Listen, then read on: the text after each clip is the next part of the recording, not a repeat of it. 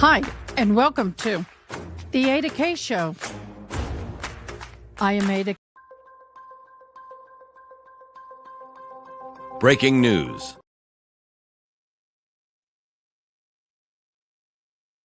Hopefully you all can hear me now. There we go. Hello, everybody. I'm sorry, I kind of did a quick intro. We are here because we have some sad news. We have a high school in Nashville, Tennessee, where a school shooting has occurred. This happened approximately about 30 minutes ago. I'm in the process of getting more information. I'm going to go ahead and go to a live or a news stream, news channel news stream. Breaking news out of Nashville, Tennessee. At least 2 students shot and injured inside a high school. So this is our CBS partner, and this is what they're showing to their viewers. We want to go ahead and listen in to how they broke the news to their viewers. Again, Mike is showing us that scene from Sky 5. He mentioned that about 2,000 students go to Antioch High School. There's about 118 teachers there as well inside this building on a normal day. Of course, this is not a normal day by any stretch of the means. We have 2 students who have been shot. We are working right now to get their conditions. We also do know that the TBI is on the scene and beginning an investigation. We have been told by Metro Police this is an active crime scene now. We have also been told the shooter is no longer a threat. So right now they are trying to keep students safe, corral them to one location so that they can be reunited with their parents. We have calls into police. We have calls into the school to get the very latest on the conditions of the students involved in this shooting this morning. As you can imagine, this is an all hands on deck kind of scenario. Everyone is rushing to that scene, as Mike described from the helicopter, and just driving down I-24 to get to the airport this morning. Emergency vehicles just rushing there to get there and get on scene and keep as many students safe as possible. You can see car after car lined up outside the school this morning. We have just learned from Metro Police that they will be holding a press conference very soon. Of course, we will stay on and bring you that information so that you can hear it firsthand for yourselves. TBI again tweeting out today that they are on the scene as well and beginning an investigation. I do want to let you know that, again, the reunification site is Ascension St. Thomas.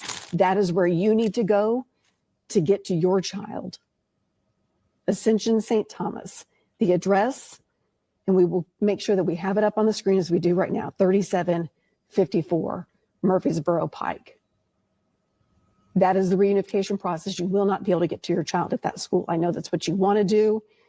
That's just your first inclination is to get to that school, but you need to go to Ascension St. Thomas. Students are being bused over there, and Metro Police will actually be releasing them to you from that site. Police are asking, please do not come to the high school. They have their hands full trying to, this is a crime scene now. This school is a crime scene and they need to investigate. We have several crews on the way. This is video from our crews this morning of police. They're getting to the scene. Sky 5 showing us buses heading out. I want to see if we can check back in with Mike Rose. You have a good eye on those buses right now. Did you see students boarded onto these buses? Hey, Carrie. Yeah, so it now looks like we've got at least 13 buses that are all lining up on this side of the building here. I've not seen students being escorted from the building to the buses. We've got more that are coming in now from both sides, both the north and south side of the school. So to the right, to the screen right, that's the south side of the school. Screen left is going to be the left side, the north side facing school. And so we have buses coming from either side. They're driving around to the back of the school and kind of staging in this area right over here. So perhaps this taller part of the building is the gymnasium, auditorium area. Perhaps the students are in there temporarily, and then in an orderly fashion will be escorted out to these buses and then taken over to the reunification center. Let me widen out just a little bit to give you some more scope.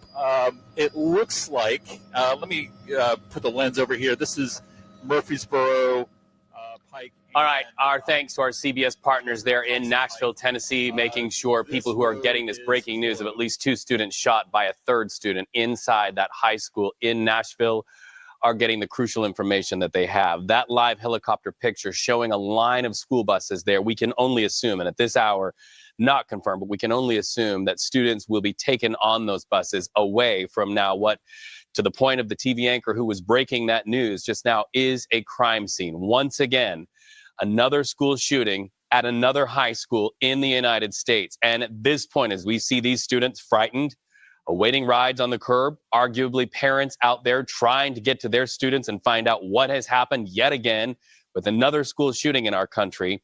We know at this point at least 2 students shot. We can also tell you that word is breaking there in Nashville, Tennessee, that it appears, and it is thought widely, that the shooter is down. It is being reported through several media channels that that shooter went in, shot at least 2 students, and then took their own life. So now it's all a process of getting the students out who survived this trauma and then going in and making sure that they are reunited with their parents. Then the other part of this, and that is the investigation into why this happened yet again. Now, Nashville, Tennessee, to that point of yet again, let's remember, it wasn't very long ago, 2023, in fact, the Covenant School, another school shooting, 6 killed there. 3 of those were children. So Nashville, Tennessee police, they know what this is all about. They know how to respond. They know how to investigate. No doubt federal authorities will be joining them in their investigation. So once again, when we see it, you see it here on CBS News 24/7. You are looking at an American high school, Nashville, Tennessee. Once again, another school shooting. As more news breaks on this story, we will bring it to you right here. Our thoughts with so many people who are now affected once again by a problem that is now going to have to be addressed by a new incoming president, Donald Trump. We are awaiting a statement from the White House, from lawmakers there in Tennessee and elsewhere. Yeah. This is horrible. This is absolutely horrible and devastating. And All right, making let me get this off screen. I have rearranged everything and I've got my body memory's not there. City, as a community, it is impossibly difficult to be here once again dealing with the devastation of gun violence in one of our school communities. As a Metro Schools parent, I know how difficult it is to receive a notification of an emergency operation at a Metro school. I can't imagine how difficult it must be to receive the notification that there has been this level of violence in a school community. I want to say as much as I can about my gratitude to Chief Drake, to Dr. Battle, to Director Chief Swan, to our Department of Emergency Communications. The level of first response here once again highlights how important our community of collaboration is. The Family Service Center behind me has been focused on victims and their needs, and we will continue to be focused on that today and for the period to follow. There have been MNPD wellness team, there have been the family intervention program, our Nashville Fire Department's EMS division has been deeply involved in this process, and we as a community will continue to rally to ensure that resources are available to those families who have been directly impacted by this incident, and certainly to the school community. I do want to invite Dr. Adrian Battle up to talk about the Metro Schools response. Thank you, everyone. Good afternoon. As you all can imagine, this is a heartbreaking day for the entire Antioch High School community and all of us here in Nashville and in Nashville Public Schools. Today, we lost students in a tragic incident. One student took his own life and the life of a peer, forever changing the lives of their families and everyone who knew them. My heart goes out to these families as they face unimaginable loss. At this time, we are grateful that no additional lives were lost, though at least one student is being treated for injuries. I want to thank the school staff who quickly followed emergency protocols, potentially preventing others from being harmed. Their actions were heroic on a dark day for our school community. I also want to extend my gratitude to the Nashville Police Department and Nashville Fire Department for their swift and urgent response, securing the school and caring for those impacted. This tragedy is under active investigation by law enforcement and district leadership.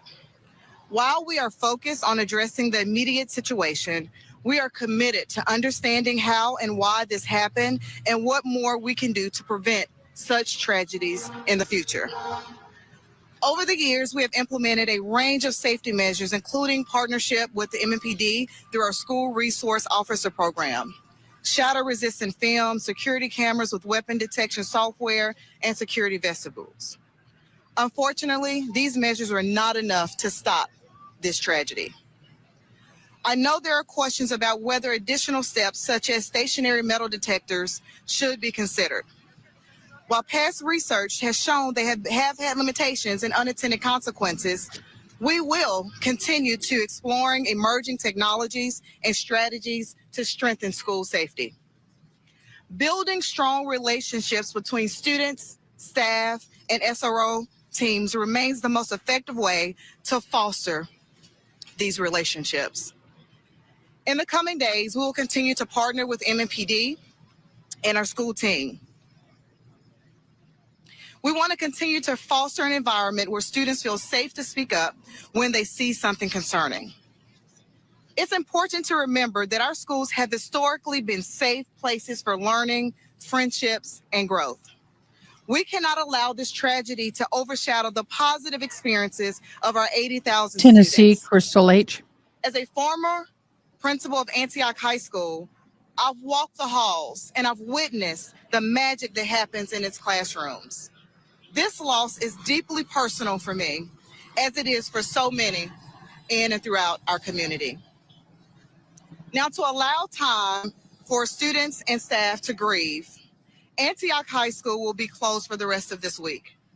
We are arranging a location where students and staff can receive grief counseling and other supports.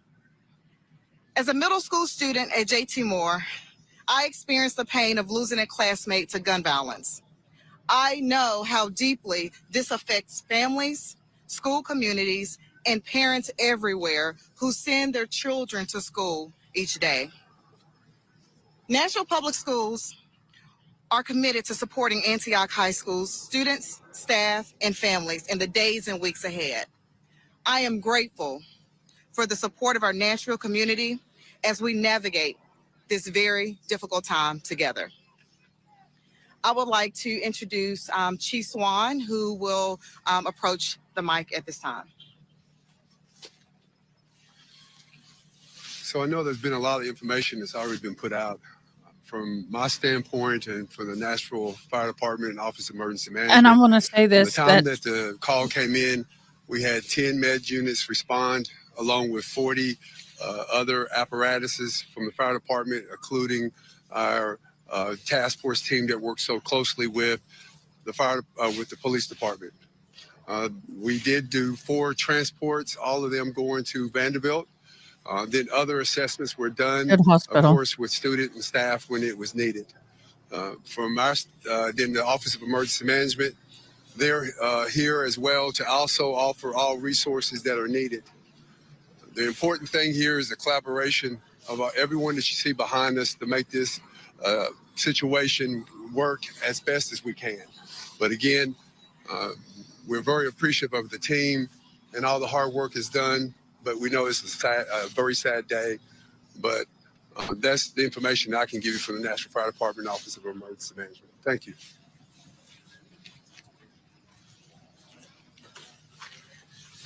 The 4th student who was transported to Vanderbilt suffered a facial injury from a fall. It was not gunshot related. He's a male student and fell. I think he wears eyeglasses and had a facial injury as a result of the fall. And that was the 4th individual who went to Vanderbilt. We will take a limited number of questions from you now.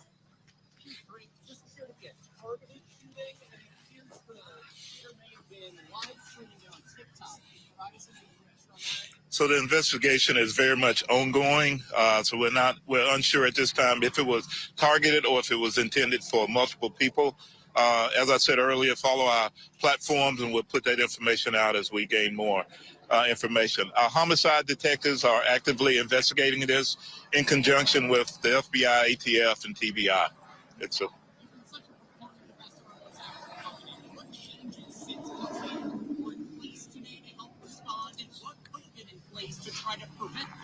So we've had several things in place. We have Dr. Battle's done a lot. We've done active shooter training. They put protective film, security access into the building. This individual arrived at school on a bus and was actively a student in the school, went into the restroom, I guess, to retrieve his weapon, and then went into the cafeteria. I would say if there's anything as we progress, to always, if you see something, say something. We believe there's some materials out there, and if maybe they were seen, maybe and said something, maybe more could have been done. Chief Drake, do we know if the shooter had a criminal history or if he has a history of bringing guns to school? That's very much under investigation. I think there was one prior incident, but I'm unsure as to the details, but we will put that out later today. The material that was found online, has it been vetted? Has it been confirmed that that is part of the shooter's manifesto? We're very much looking into it, and we'll let everyone know once we get there. The victim herself was Hispanic.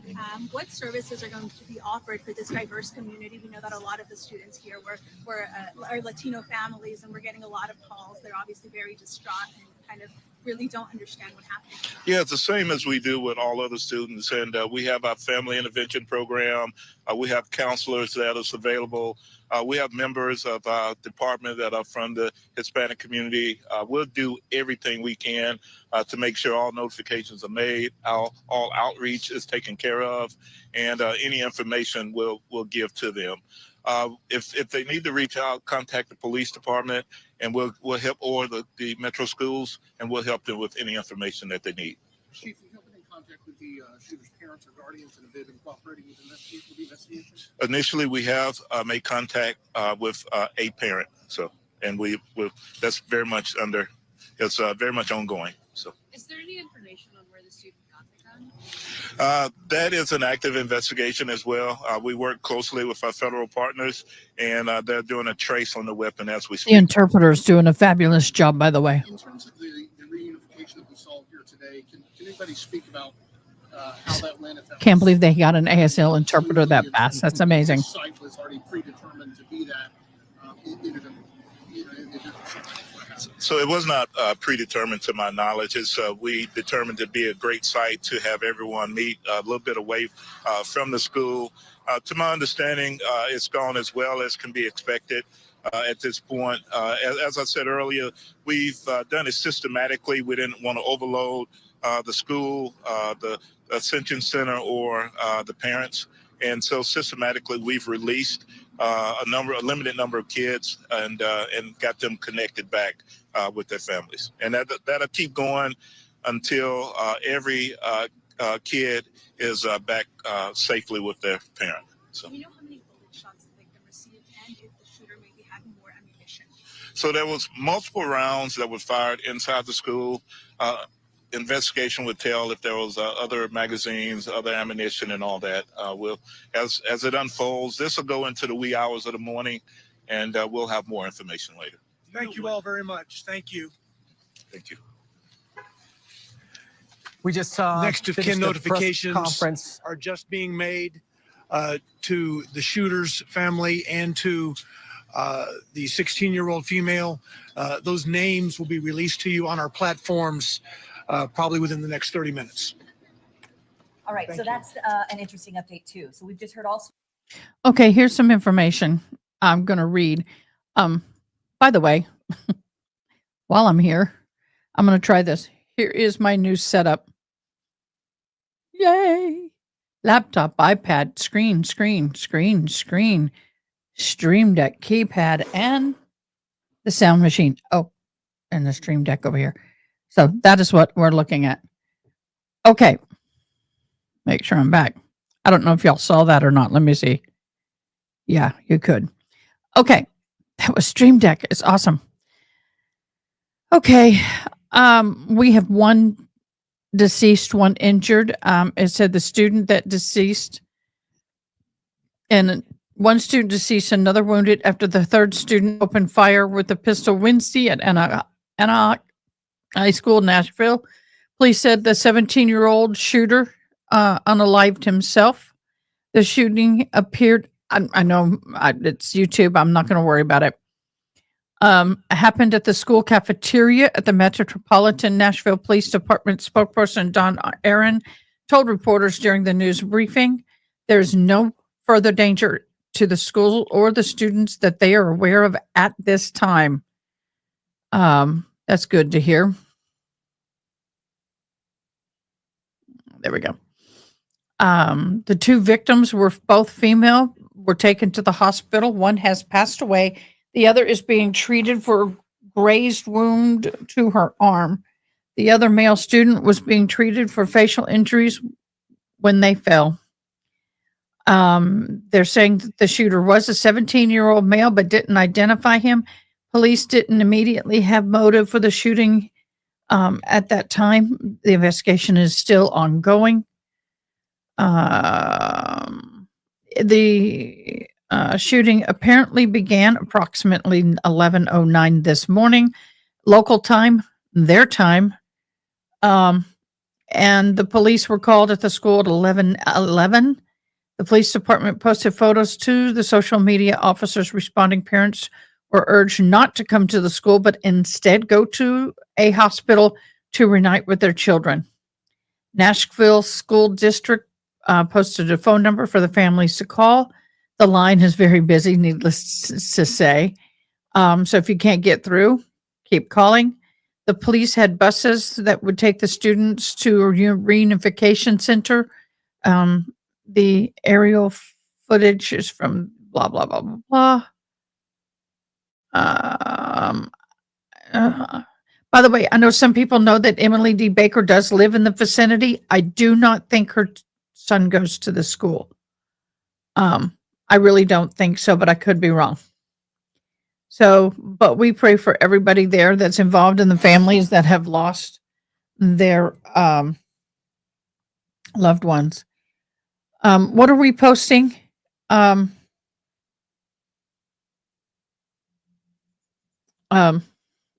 Toxic.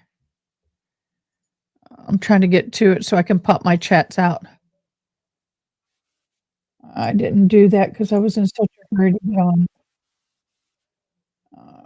There we go. Like I said, I've got a whole new setup, so I'm a little bit.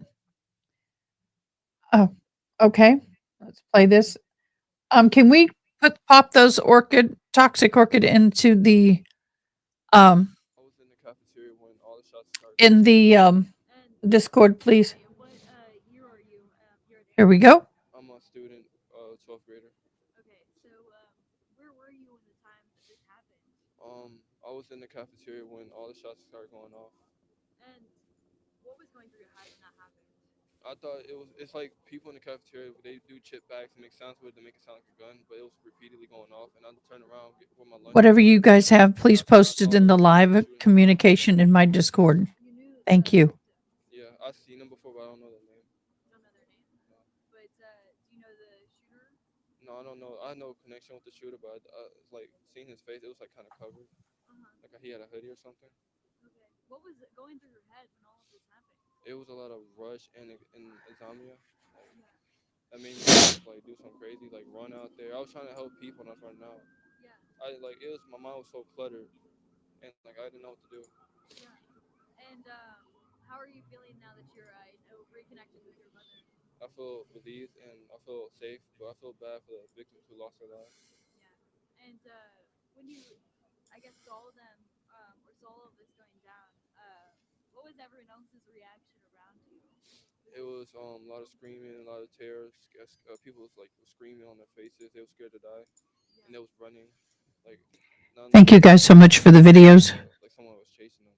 Like he was a monster, just killing people. Is there security at Antioch High School? Yes, there was. It was security. It's always police officers around the school, but I didn't see them near the cafeteria when it happened. It should have been on site. Do you guys have metal detectors? We used to. It was a couple months ago, but they took it away. Why do you think they took them away? I'm not sure. I don't know if people didn't like them or some reason like that, but I feel like they should have kept it going for situations like these. Oh, absolutely. Anything else you wanted to say to your fellow students, your, I guess, people that were injured? I'm glad everybody was safe. People I don't know at the school or my friends and family, I'm glad they're all safe in the school. And I really do feel bad for the victims who lost their lives. They should have never lost their lives in that school. Thank you so much. I'm glad you're okay. Okay, so we saw that. I think we've already seen this one. I'm going to go ahead and play it.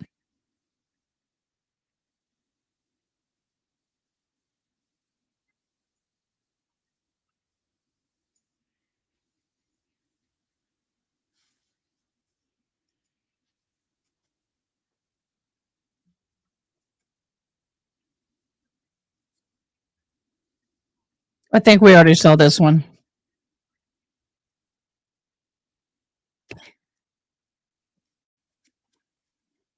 And Nashville Fire Department for their swift and urgent response, securing the school and caring for those impacted.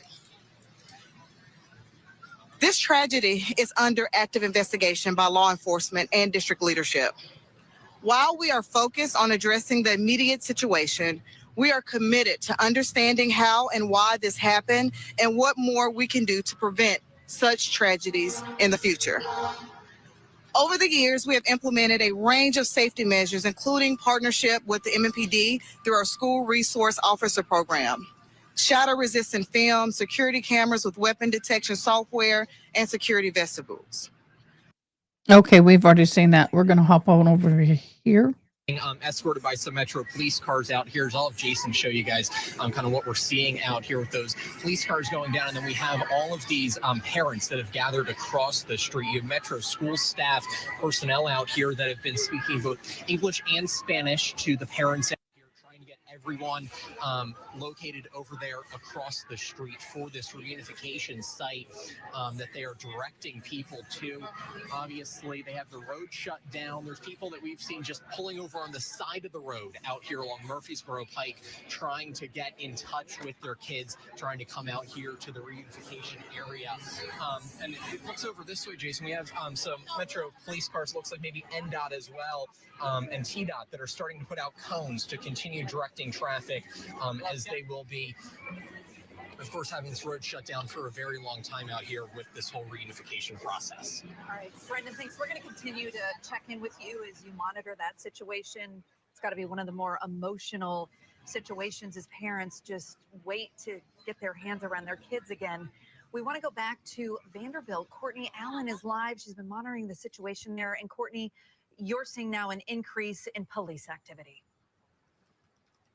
That's right. I want to break down what's happened in the last 30 minutes here outside of Vanderbilt Medical Center. We originally were over at the Children's Hospital, and then a Vanderbilt spokesperson came out and told me that students from Antioch High School, shot at Antioch High School, would not be transferred to the Children's Center. It would be here to the Adult Emergency Center. So we drove over here, and right when we pulled up, an ambulance with its sirens on came up behind us. And that ambulance, the second one that you see behind me that my photographer Zach is zooming in on, that one pulled up quickly and backed in. I took a video of it on my phone, and the timestamp from that video is 12:06 p.m. So that is the time that this ambulance backed into the bay there. Immediately, Metro Nashville police officers came out. They told me and others to back away from the area, get on the other side of the street. They have been not allowing any cars to stop, to slow down passing this ambulance bay. I asked officers if this was the ambulance carrying students from Antioch High School. They simply said, I don't know, quote, there is a lot going on right now. But we do know from Vanderbilt, all they have told us to this point is that any students from Antioch High School who were shot today would be transferred here to Vanderbilt Adult Emergency Center. And then minutes later is when we pulled up here, as well as that ambulance that is backed in. I can tell you from the last 2 or 3 minutes of being out here that multiple additional Metro Nashville police cars have shown up. We've worked to get further confirmation from Vanderbilt if they have an update to confirm that those 2 students are in fact here at this point. They say that they cannot provide us any additional information just yet, but we will let you know as soon as they do. Holly, Amanda. All right. So again, Vanderbilt officials not confirming that any of the victims, the shooting victims, are there, but they will be transported there if they have not arrived as of yet. Again, we're talking about a total of 3 shooting victims, but they have informed us that 2 were transported or heading to the hospital. And this is the location where they would be. And in the meantime, we are also learning that Mayor Freddie O'Connell will be holding a news conference. And we were showing you that staging area just minutes ago where you saw all the microphones. As soon as he arrives, he's expected to give the news, the public, all our community, the very latest on the situation there. Brendan Tierney just interviewed a mother of a student at Antioch High School in a live interview just a few minutes ago. And it was so striking what she said. She said that she told her son who called and told her what was going on. She said, just run and hide, stay low. I'm on my way. Danielle Ledbetter is following Good advice. the situation for us as well. Ooh, I'm hot. Danielle, tell us where Sorry, you guys. are and what you're seeing there. Yeah, so Amanda, we are right on Hobson Pike and Murfreesboro Pike. This is as close as we could get to the school. Now, coming up on Murfreesboro Pike, there's complete standstill traffic. I want you to see people are actually pulling over and hopping out of their cars, running up into this area. Now, this is actually also the reunification center right here where you see the Ascension Medical Center, our group right here. So a lot of parents are gathering here. You can see some officials here just kind of keeping things at bay. Again, lots of parents running up Murfreesboro Pike because it's standstill traffic up there. So they're working. A lot of people concerned, worried, of course, about their children.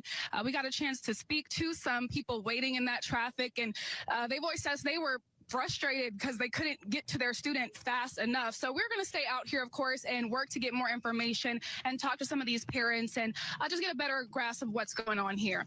Guys, from what you can see, Danielle, it looks like a large crowd. About how many people are we talking about? Is that about 50 or so parents so far? And how far backed up is the traffic since they're actually getting out of their cars to simply walk now to the reunification location? Yeah, Holly, I think we're talking hundreds of parents. Yeah. And the traffic, I would say it's backed up for about, I would say a few miles. We were waiting in traffic, trying to get as close as we could to the school for, I would say about 15 minutes or so. So maybe about 4 or 5 miles of standstill traffic leading up to the school, which is on Hobson Pike. Again, right now, what you're looking at is Murfreesboro Pike leading up into the school.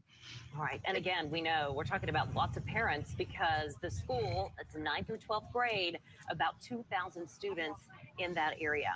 All right. So we'll continue to talk to Danielle throughout the day. I also wanted to bring up the very latest again. When Brendan was talking to the mom, when she said that the son called her, and it sounded as if he was a senior saying he was panicked and he was very scared. Part of the thing that she was saying is she was concerned that there was not enough in the security, talking about she was not aware of any sort of security system, any sort of alarm that would go off as far as the students walking into the building. Concerned about that, and that it being a very large school, saying they moved from Chicago to try and get away from the violence, and that Nashville, she felt, was the safest place to be. And one thing just stuck with me. She said, it's a terrifying feeling because I only have one child. Steve Mailing is monitoring the staging area. This is where all of the media is being basically funneled. And we expect the mayor to be at this staging area, Steve, to share more information about what exactly happened today, Metro's response. What are you hearing as we kind of wait for this to happen? Well, Tracy, we haven't seen those officials on scene just yet. But what I can tell you is I've seen a lot of students who are at Antioch High School who have left the school for the day. They actually told me that when this whole thing happened, at first they were taken outside of the school and then they were told to go back inside. But I spoke with a couple students who actually decided to leave for the day. One girl telling me her sister was in the cafeteria when this shooting broke out, and she just remembers texting with her sister, worrying for her life and her safety. safety as that whole incident was going down. As you could see, a ton of parents, as Danielle just mentioned, lined up across the street here at Ascension, waiting for any type of news, waiting for that reunification with their kids. Obviously, a lot of law enforcement on scene here as I'll be right back. Traffic very much backed up along Murfreesboro Pike. If folks can avoid this area, we recommend that they do. This is just a whole active scene, a lot going on here. So the less traffic here, the better. If you don't have to be out here, we're going to continue monitoring this. We do expect to hear from officials relatively soon, and we'll be sure to bring you those updates as we have them, guys. Steve, I have a question for you about the woman you were texting with whose sister was inside of the cafeteria when the shooting happened. Did she indicate whether it was a busy time in the cafeteria or maybe how many students were present when this happened and potentially witnessed this? She didn't. She didn't necessarily have an idea of how many people were inside that cafeteria. Trace, I think the main focus was obviously on her sister, but she recalls as her sister was texting her, kind of letting her know that she was safe, but that she was very worried about what had happened in there. She imagines that it was around lunchtime, is what she had told me. So expect there to be a decent crowd of people that could have been inside of that cafeteria at the time. But again, her main focus was, of course, for her sister and her safety. I'm glad to report that both of them are safe right now, and they are waiting to be reunited with their family. Tracy. And you know, it's interesting because right now there's a big debate happening amongst lawmakers about banning cell phones in the classroom, right? And today, in the last hour or so, we've heard from various parents who say that was my direct line of communication to my child in this emergency. That's the reason I knew that they were okay. Almost in every case, the child had called the parent on their cell phone. That's what we are hearing. All right, and as far as that staging, so you can see what's going on. They're putting all these cones, very active scene. They're asking people to obviously stay away. If you're just tuning in, this is Antioch High School, which is located right there. This is technically right off I-24. It's off Hobson Pike. They're in Antioch, and they have shut down Hobson Pike indefinitely right there at the Davidson County, Wilson County line. You can see there is a staging area, and they have asked, they've got all these parents who have been backed up in traffic. So they're now just parked, getting out of their vehicles to try to find out whatever information that is. They're trying to move closer to the school. Others, in the meantime, are going to, it's the Ascension Medical Group. That's the building we've been showing you live, where Daniel Ledbetter just brought us another live report. But that's 3754 Murfreesboro Pike. Again, the shooting at Antioch High School, reunification now for parents at 3754 Murfreesboro Pike. That's the Ascension Medical Group building. And we've been touching base with Brendan Tierney, who is live on the scene watching some of this reunification process unfold. I mean, Brendan, you saw parents parking as close as they could get to the school, frantically trying to figure out word about their He students. does. Let's talk more about some of that activity. This doesn't happen with just one busload. This is many. Hey, trips Toxic, did I lose you? Yeah, Amanda and Holly, we've now seen 2 Metro school buses. The second one's now coming back from the school out to this reunification center. We're going to hop to this video real quick, and then we'll go back to that one. Review of what's taken place. All right, everyone, I'm Don Aaron with the Nashville Police Department. I'm going to give you a brief overview of what's taken place. There will be a subsequent news conference at the same spot very soon with Chief John Drake and others. At 11:11 this morning, the Emergency Communications Center received a active shooter call, shots being fired call from Antioch High School. From the investigation to this point, we know that at 11:09 a.m., a person who has been identified as a 17-year-old, armed with a pistol, fired multiple shots in the cafeteria of the school. The individual wounded 2 other students, one of them fatally, before shooting and killing himself. There is no danger at the school. The police department's SWAT team has cleared the building. We have identified the shooter, again, as I said, a 17-year-old, and the investigation is advancing now. One of the persons that the 17-year-old shot, a female, was transported to Vanderbilt University Medical Center and is deceased. A second individual wounded, also a female, has what is being described as a graze wound to the arm, and she is in stable condition at Vanderbilt. This investigation is I'll be right being back. led now by the police department's homicide unit, and there is quite a bit of work to be done. That's all I have at this moment. I have no names to give you of the individuals yet. As we have already issued on social media, we have a family assistance center at Ascension across the street from us. There are a lot of school buses at Antioch, and those school buses are going to be transporting the students to this lot across from us here at Ascension. The initial plan was that even car riders would be transported by school bus just up the street to this family assistance center. We want to make sure that the entire campus is stabilized, including the parking lots, before we would release any vehicles of students who drove to school today. All right, I can take just a couple of questions before we go back to the scene. And again, there'll be more from this same spot in a brief time. What SROs were on duty and did they intervene at all? There were 2 SROs in the building. They were not in the immediate vicinity of the cafeteria when this happened. By the time the SROs got down there, the shooting had stopped and the shooter had shot himself. Does this school have any metal detectors or weapons detectors? I will let the school system answer that definitively. I did not see any metal detectors in the building, but that's a school system issue to address. Vanderbilt told us a third student was taken in for an eye injury. Do we know anything more about that? There is a male student who has some type of a facial injury. It's not a gunshot injury, and I'm not sure if he fell or what was the cause of that, but there is another male student being treated at Vanderbilt who does not have a gunshot wound. He has some type of a facial injury, the cause of which I'm unsure about. We spoke to a family of one of the victims. They only speak Spanish. Are there any resources available for these families that are being offered to them now? And can you confirm the ethnicity of the other victim who is also in the hospital?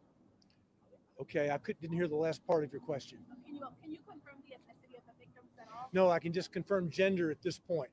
The 2 gunshot victims who were taken to Vanderbilt are female, one of whom is deceased, and the shooter is male, and he's African American. Have the families been notified of their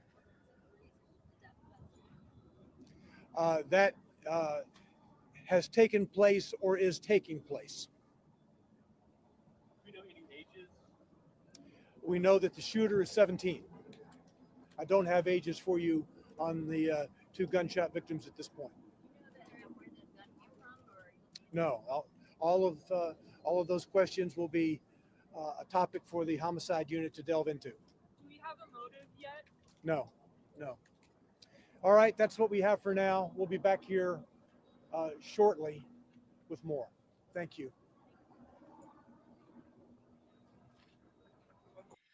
Okay, guys, what a horrible thing to happen. But I do thank God, the teachers and the staff and the PD and all involved are doing what they're supposed to be doing. Thank you for that. We're going to go back to this video here. Have just lined up along the sidewalk out here as that second bus is now starting to pull into the reunification center. It had a Metro Public School Transportation Department vehicle in front of it with its lights and sirens on, helping escort it out down here to the area. There's plenty of police cars out here as they've now completely set up the road for cars to be leaving the school area for the most part. As we have a police car now driving past us, you can see the school bus is making its way down in. And the last one we saw, it kind of did a little loop around, as this one looks like it's doing as well. And we'll then start letting people off of it, as we're able to kind of see a little bit on the bus from where I'm standing. There does appear to be students on it. It doesn't appear to be completely full yet at this point, as we saw around a half dozen or so buses head down towards the school from where we are standing a little while ago. And that's what Metro Connell will be followed by Metro Schools Director, Dr. Adrian Battle. Also here, This is the latest, I believe. Glenn Funk, and Nashville Fire Department OEM Director Chief William Swan. Love this interpreter. He's good. Thank you, Don, and thank you all for being here during this unfortunate time. What we know thus far is that we had a male student that was 17 years old that rode the bus this morning to Antioch High School. During the course of the morning, this individual made his way to the cafeteria where he then confronted a 16-year-old that we identified as a female Hispanic student, fired, striking her. She is deceased. There is another male 17-year-old young man that was wounded with a graze wound, and he has been treated at Vanderbilt and released. The shooter was 17 years old. He entered into the cafeteria, firing multiple rounds in the cafeteria, striking her, and then pulling the weapon on himself. From that point, at 11:11, we started receiving calls for service. Officers responded and found the male shooter deceased in the cafeteria. We've been working with our state and federal partners on the identification and notifications of all. From that point, our SWAT team began systematic searches throughout the entire school to make sure there weren't any more victims or shooters within the school. We did not find any more. Since that time, we have started a family assistance center where we've worked very closely with Metro Schools. The Family Safety Center is right behind us at the Ascension Medical Center. We are systematically releasing young students to that location to be connected back with their parents. We've done that systematically so we wouldn't overload the parents or the school system so that we could get everyone back connected. The investigation is still very much ongoing as to a motive. We're looking into that. There are some materials on the internet that we're looking at that's under the investigation on the initial stages, but we'll continue to follow up on that. We've had a great partnership with Metro Schools, great communication with the fire department, with TBI, FBI, and ATF. And we'll continue the investigation, which will go until the wee hours of the morning. Please look at our platforms for further information. At this time, I will turn this over to Mayor O'Connell. Thank you, Chief Drake. As a city, as a community, it is impossibly difficult to be here once again dealing with the devastation of gun violence in one of our school communities.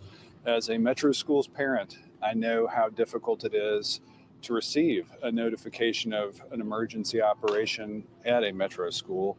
I can't imagine how difficult it must be to receive the notification that there has been this level of violence in a school community. I want to say as much as I can about my gratitude to Chief Drake, to Dr. Battle, to Director Chief Swan, to our Department of Emergency Communications. The level of first response here once again highlights how important our community of collaboration is. The Family Service Center behind me has been focused on victims and their needs, and we will continue to be focused on that today and for the period to follow. There have been MNPD wellness team. There have been the family intervention program. Our Nashville Fire Department's EMS division has been deeply involved in this process. And we as a community will continue to rally to ensure that resources are available to those families who have been directly impacted by this incident, and certainly to the school community. I do want to invite Dr. Adrian Battle up to talk about the Metro Schools response. Thank you. This guy's an amazing, Good afternoon. amazing, As you amazing all can imagine, this is a heartbreaking day for the interpreter. entire I Antioch like him. High School community. I can understand and him. all He's of clear, us here in Nashville precise. and in Nashville Public Schools. Today, we lost students in a tragic incident. One student took his own life and the life of a peer, forever changing the lives of their families and everyone who knew them. My heart goes out to these families as they face unimaginable loss. At this time, we are grateful that no additional lives were lost, though at least one student is being treated for injuries. I want to thank the school staff who quickly followed emergency protocols, potentially preventing others from being harmed. Their actions were heroic on a dark day for our school community. I also want to extend my gratitude to the Nashville Police Department and Nashville Fire Department for their swift and urgent response, securing the school and caring for those impacted. This tragedy is under active investigation by law enforcement and district leadership. While we are focused on addressing the immediate situation, we are committed to understanding how and why this happened and what more we can do to prevent such tragedies in the future. Over the years, we have implemented a range of safety measures, including partnership with the MNPD through our School Resource Officer Program, shatter-resistant film, security cameras with weapon detection software, and security vestibules. Unfortunately, these measures were not enough to stop this tragedy.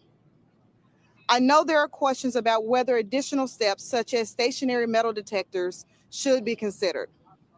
While past research has shown they have had limitations and unintended consequences, we will continue to exploring emerging technologies and strategies to strengthen school safety. Building strong relationships between students, staff, and SRO teams remains the most effective way to foster these relationships. In the coming days, we will continue to partner with MNPD and our school team. We want to continue to foster an environment where students feel safe to speak up when they see something concerning. It's important to remember that our schools have historically been safe places for learning, friendships, and growth. We cannot allow this tragedy to overshadow the positive experiences of our 80,000 students. As a former Hello, Benny. principal of Hello, Antioch High JZ. School, Hello, everybody. I've walked the halls and I've witnessed the magic that happens in its classrooms. This loss is deeply personal for me, as it is for so many in and throughout our community. Thank you, Toxic. Now, to allow time for students and staff to grieve, Antioch High School will be closed for the rest of this week. We are arranging a location where students and staff can receive grief counseling and other supports. As a middle school student at JT Moore, I experienced the pain of losing a classmate to gun violence. I know how deeply this affects families, school communities, and parents everywhere who send their children to school each day. Nashville Public Schools are committed to supporting Antioch High School's students, staff, and families in the days and weeks ahead. I am grateful for the support of our Nashville community as we navigate this very difficult time together. I would like to introduce Chief Swan, who will approach the mic at this time. So I know there's been a lot of information that's already been put out. From my standpoint and from the Nashville Fire Department and Office of Emergency Management, from the time that the call came in, we had 10 med units respond, along with 40 other apparatuses from the fire department, including our task force team that works so closely with the police department. We did do 4 transports, all of them going to Vanderbilt. Then other assessments were done, of course, with student and staff when it was needed. Then the Office of Emergency Management, they're here as well to also offer all resources that are needed. The important thing here is the collaboration of everyone that you see behind us to make this situation work as best as we can. But again, we're very appreciative of the team and all the hard work is done, but we know this is a very sad day. But that's the information I can give you from the Nashville Fire Department Office of Emergency Management. Thank you.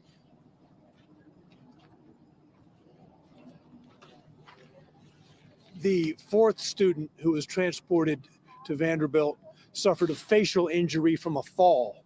It was not gunshot related. He's a male student and fell. I think he wears eyeglasses and had a facial injury as a result of the fall. And that was the fourth individual who went to Vanderbilt. We will take a limited number of questions from you now. Does this appear to be a targeted shooting? And it appears the shooter may have been live streaming on TikTok. Can you provide us any information on that? So the investigation is very much ongoing. So we're unsure at this time if it was targeted or if it was intended for multiple people. As I said earlier, follow our platforms and we'll put that information out as we gain more information. Our homicide detectives are actively investigating this in conjunction with the FBI, ATF, and TBI. You've been such a proponent of SROs after Covenant. What changes since Covenant were in place today to help respond, and what could have been in place to try to prevent this? So we've had several things in place. We have Dr. Battle's done a lot. We've done active shooter training. They put protective film, security access into the building. This individual arrived at school on a bus and was actively a student in the school, went into the restroom, I guess, to retrieve his weapon, and then went into the cafeteria. I would say if there's anything as we progress, to always, if you see something, say something. We believe there's some materials out there, and if maybe they were seen, maybe and said something, maybe more could have been done. Chief Drake, do we know if the shooter had a criminal history or if he has a history of bringing guns to school? That's very much under investigation. I think there was one prior incident, but I'm unsure as to the details, but we will put that out later today. The material that was found online, has it been vetted? Has it been confirmed that that is part of the shooter's manifesto? We're very much looking into it, and we'll let everyone know once we get there. The victim herself was Hispanic. What services are going to be offered for this diverse community? We know that a lot of the students here are Latino families, and we're getting a lot of calls. They're obviously very distraught. So now we're saying, oh, don't get me going on that. That has nothing to do with it. All of the students, and we have our family intervention program. We have counselors that are. Do not make this about race when race is not an issue at this point. They're going to help the families no matter who they are, what culture they're from. Don't make it about a Spanish culture. Don't get me wrong. I'm close to a lot of Hispanic people. They'd be saying the same thing. We have members of our department that are from the Hispanic community. We'll do everything we can to make sure all notifications are made, all outreach is taken care of, and any information will. I'm loving this interpreter. If they need to reach out, contact the police department, and we'll help, or the Metro schools, and we'll help them with any information that they need. Chief, have you been in contact with the shooter's parents or guardians? No. Have they been cooperating with the investigation? You're right. Initially, we have made contact with a parent. So, and that's very much it's very much ongoing. So, is there any information on where the student got the gun? That is an active investigation as well. We work closely with our federal partners, and they're doing a trace on the weapon as we speak. Yeah, I bet you are. The reunification that we saw here today, can anybody speak about how that went, if everything kind of went smoothly, and if this site was already predetermined to be that in an event that something like this would happen? So it was not predetermined to my knowledge. It's we determined to be a great site to have everyone meet a little bit away from the school. To my understanding, it's gone as well as can be expected at this point. As I said earlier, we've done it systematically. We didn't want to overload the school. The Ascension Center or the parents. And so Yeah. systematically, we've released a limited number of kids and got them connected back with their families. And that'll keep going until every kid is back Katina, put safely it with like their this so you parents. get counted. How many bullet shots the victim received, and if the shooter maybe had more ammunition? So there was multiple rounds that were fired inside the school. Investigation would tell if there was other magazines, other ammunition, and all that. As it unfolds, this will go. Now is not the time to make it about one's culture or race or whoever they identify as their ethnic background. And that woman was trying to make it about that. Into the wee hours of the morning, and we'll have more information. She said the majority of the all very victims have much. been Thank you. Hispanic traditionally Metro Police in Chief John school Drake, shootings, along with and Mayor she wanted to O'Connell, know what they along were with, going to do to Metro help the Fire Hispanic Chief culture. Swan and Metro Schools Director Adrian. I'm like, no, it's about being a human being who your child is no longer with you because somebody else's child took their life. It's not about where you're from, what culture you're from, how you identify, anything. It's you're human, they're human. You've lost your child. Don't make it about culture. Adrian Battle updating the media and Nashville residents on the school shooting at Antioch High School that took place about 11 So o'clock this horrible. morning. The bottom line, the investigation is continuing. No identities have been released yet as to the victim or the students injured. We do know 2 people were killed, 2 people have been injured. They were all students at Antioch High School. We know that One the was school unalived, shooter, the other 17-year-old, unalived rode the bus themselves. to school, went into a restroom, as the chief said, likely got his weapon that was planted in that restroom, went into the cafeteria and opened fire. Wait a minute. You can't say that in the news. It may have been planted in the restroom. He could have had it in his backpack and went in there to get it out. I love news media, but sometimes they read too The much chief into said it. that one parent of the shooters, a parent of the shooter has been spoken with, and he didn't go into details any further than that. In this Okay, let's go back up to All right, here. everyone, I'm Don here. And then bring them down to this area. It's one of those situations where they unfortunately have experience with it. The Metro public school buses were used after the Covenant School for this exact same evacuation process, bringing people out here to the Family Reunification Center. We've been talking with parents, including the woman that I interviewed live on air a little while ago, who was just so frantic, wanting to get their hands on their students and make sure that they're okay, even if they have talked with them on the phone, wanting to be able to kind of confirm that they're okay, see them, and get them safely home. Right, Brendan, I want to bring this up really quickly. Notice at the bottom of your screen, if you're just tuning in, and this is for parents, loved ones of parents, friends of parents, if you can get this information to them, Antioch families can call. That is the reunification number right there on your screen, 615-401-1712. Okay, we are jumping between screens because some screens are longer than others.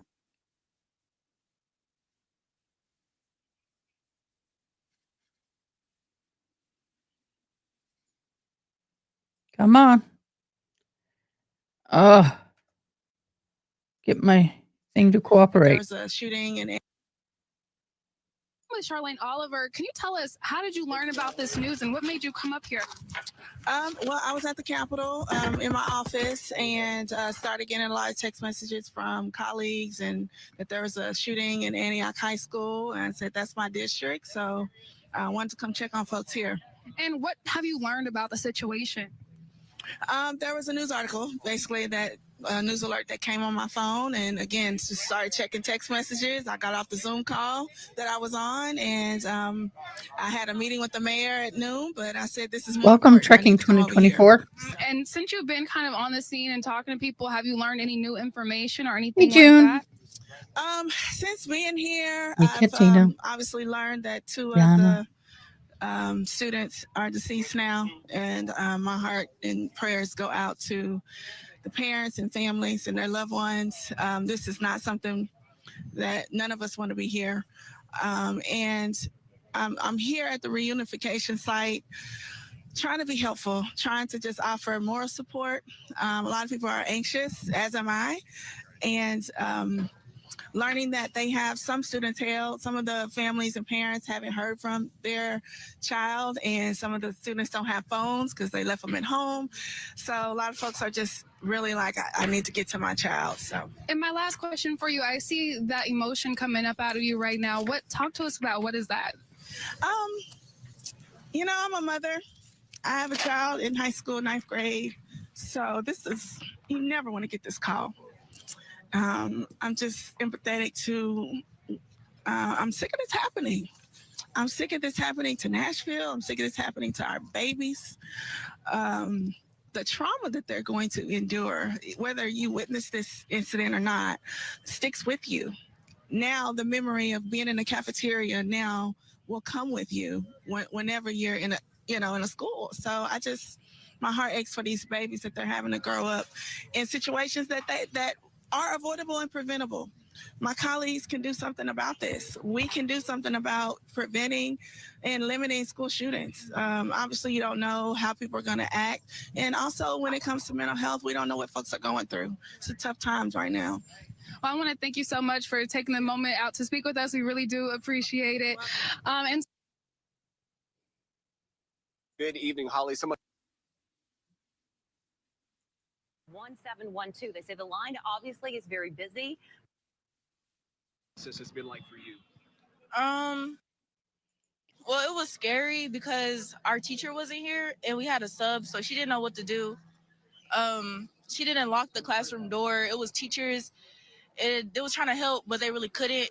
And the students, it was like being loud, not taking it serious. So I was scared. And then I heard the shots. I didn't know what to do. So I just called my mom. I really don't know what to really say because I didn't think I'll ever be in this situation before.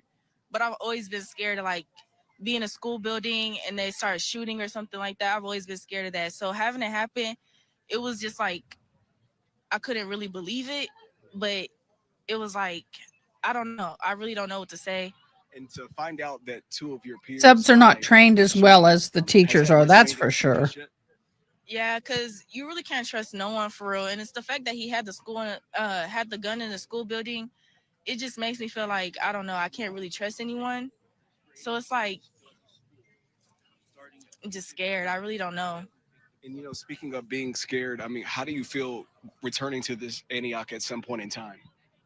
I'm gonna feel a little uneasy, probably a little nervous, but I'm gonna try to push through the day. But I don't know. I really don't know.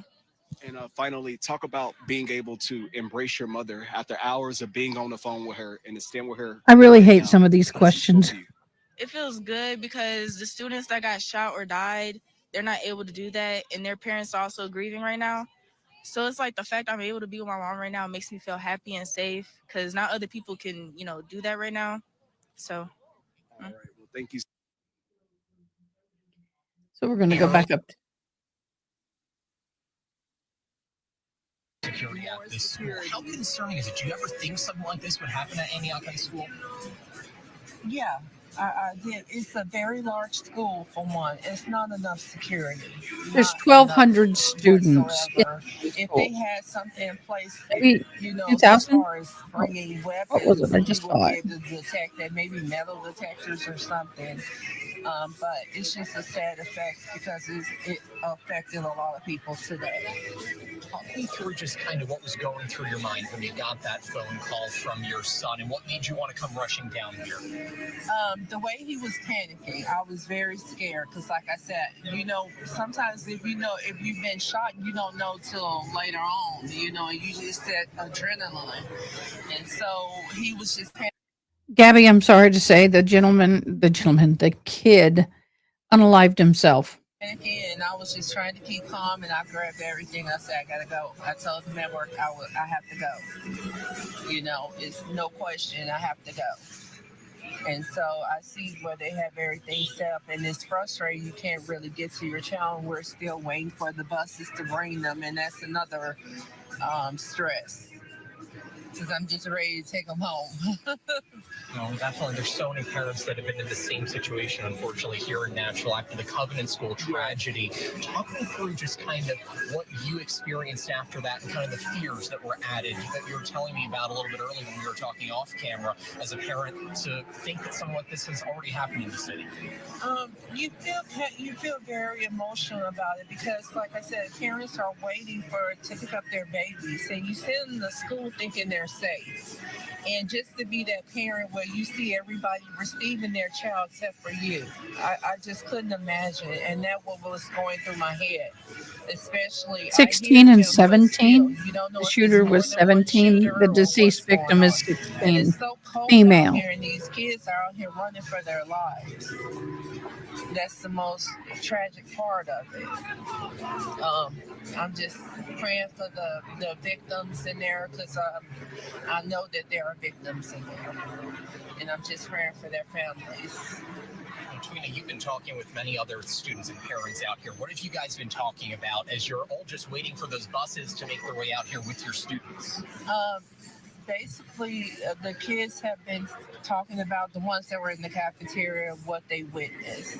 And of course, everybody and their mama has a cell phone, so I'm sure people were filming, and which is kind of nonsense in the way of you should be running. You know, you can talk to the phone later, but it's probably going to be everywhere on the media, but it's just going to be tragic for the kids. It's going to take a while for them to get through this, to actually see that.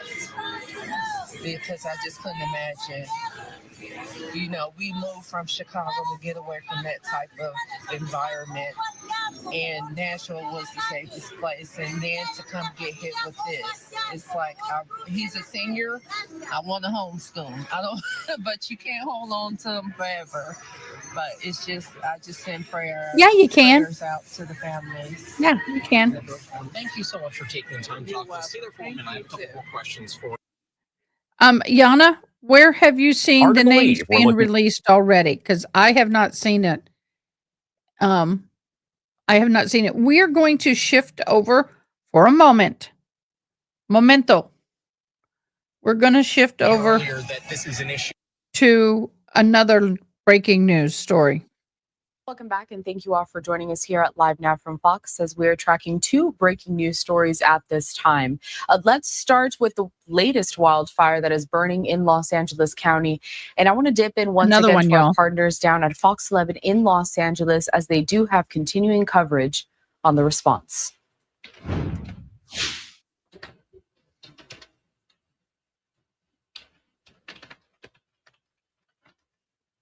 Oh.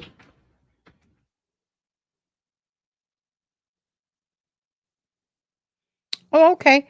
So there's no news. What? This is a new fire that has just broken out, and has a potential. Luckily, there's not a lot of homes right there, but Okay, there's so some we're working photos to of a new get, fire some that of has their broken out. audio coming through as they do have, again, including the Palisades fire, including the out before any major So Yeah, just and wanted you can see, as Stu was showing here's you the new from fire that just Skyfox as broke well, out. the I-5. If you're driving along there, you'll probably feel and see the smoke. But Right there near are Santa current road Clara. closures due to the Hughes fire.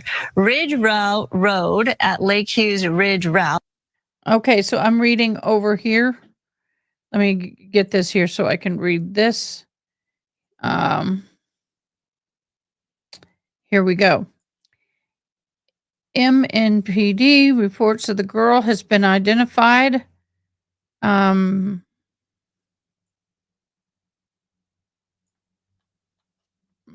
see if I can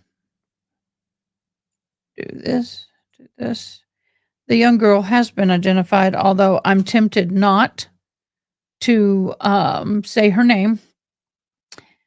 The 16-year-old girl who was fatally wounded in the cafeteria this morning, I don't have a problem saying her name because she's no longer with us, was Jocelyn Corre Escalante.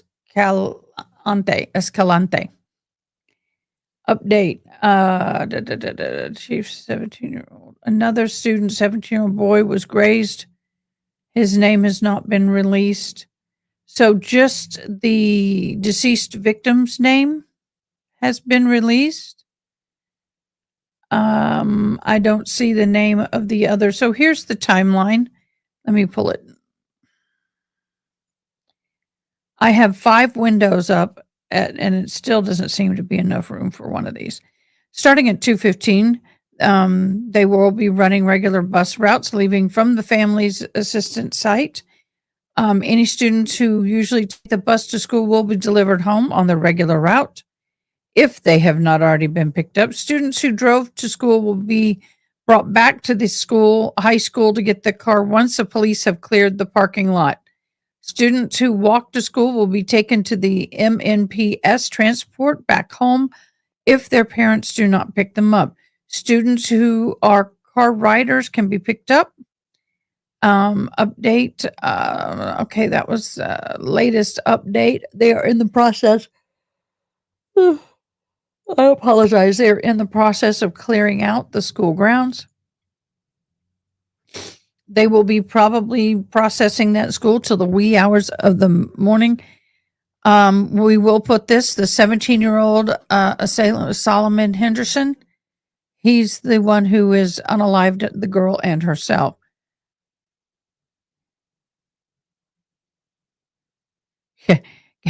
Yeah, people tease me because I have a bulletproof vest. Actually have 2, a lightweight and then a full plate.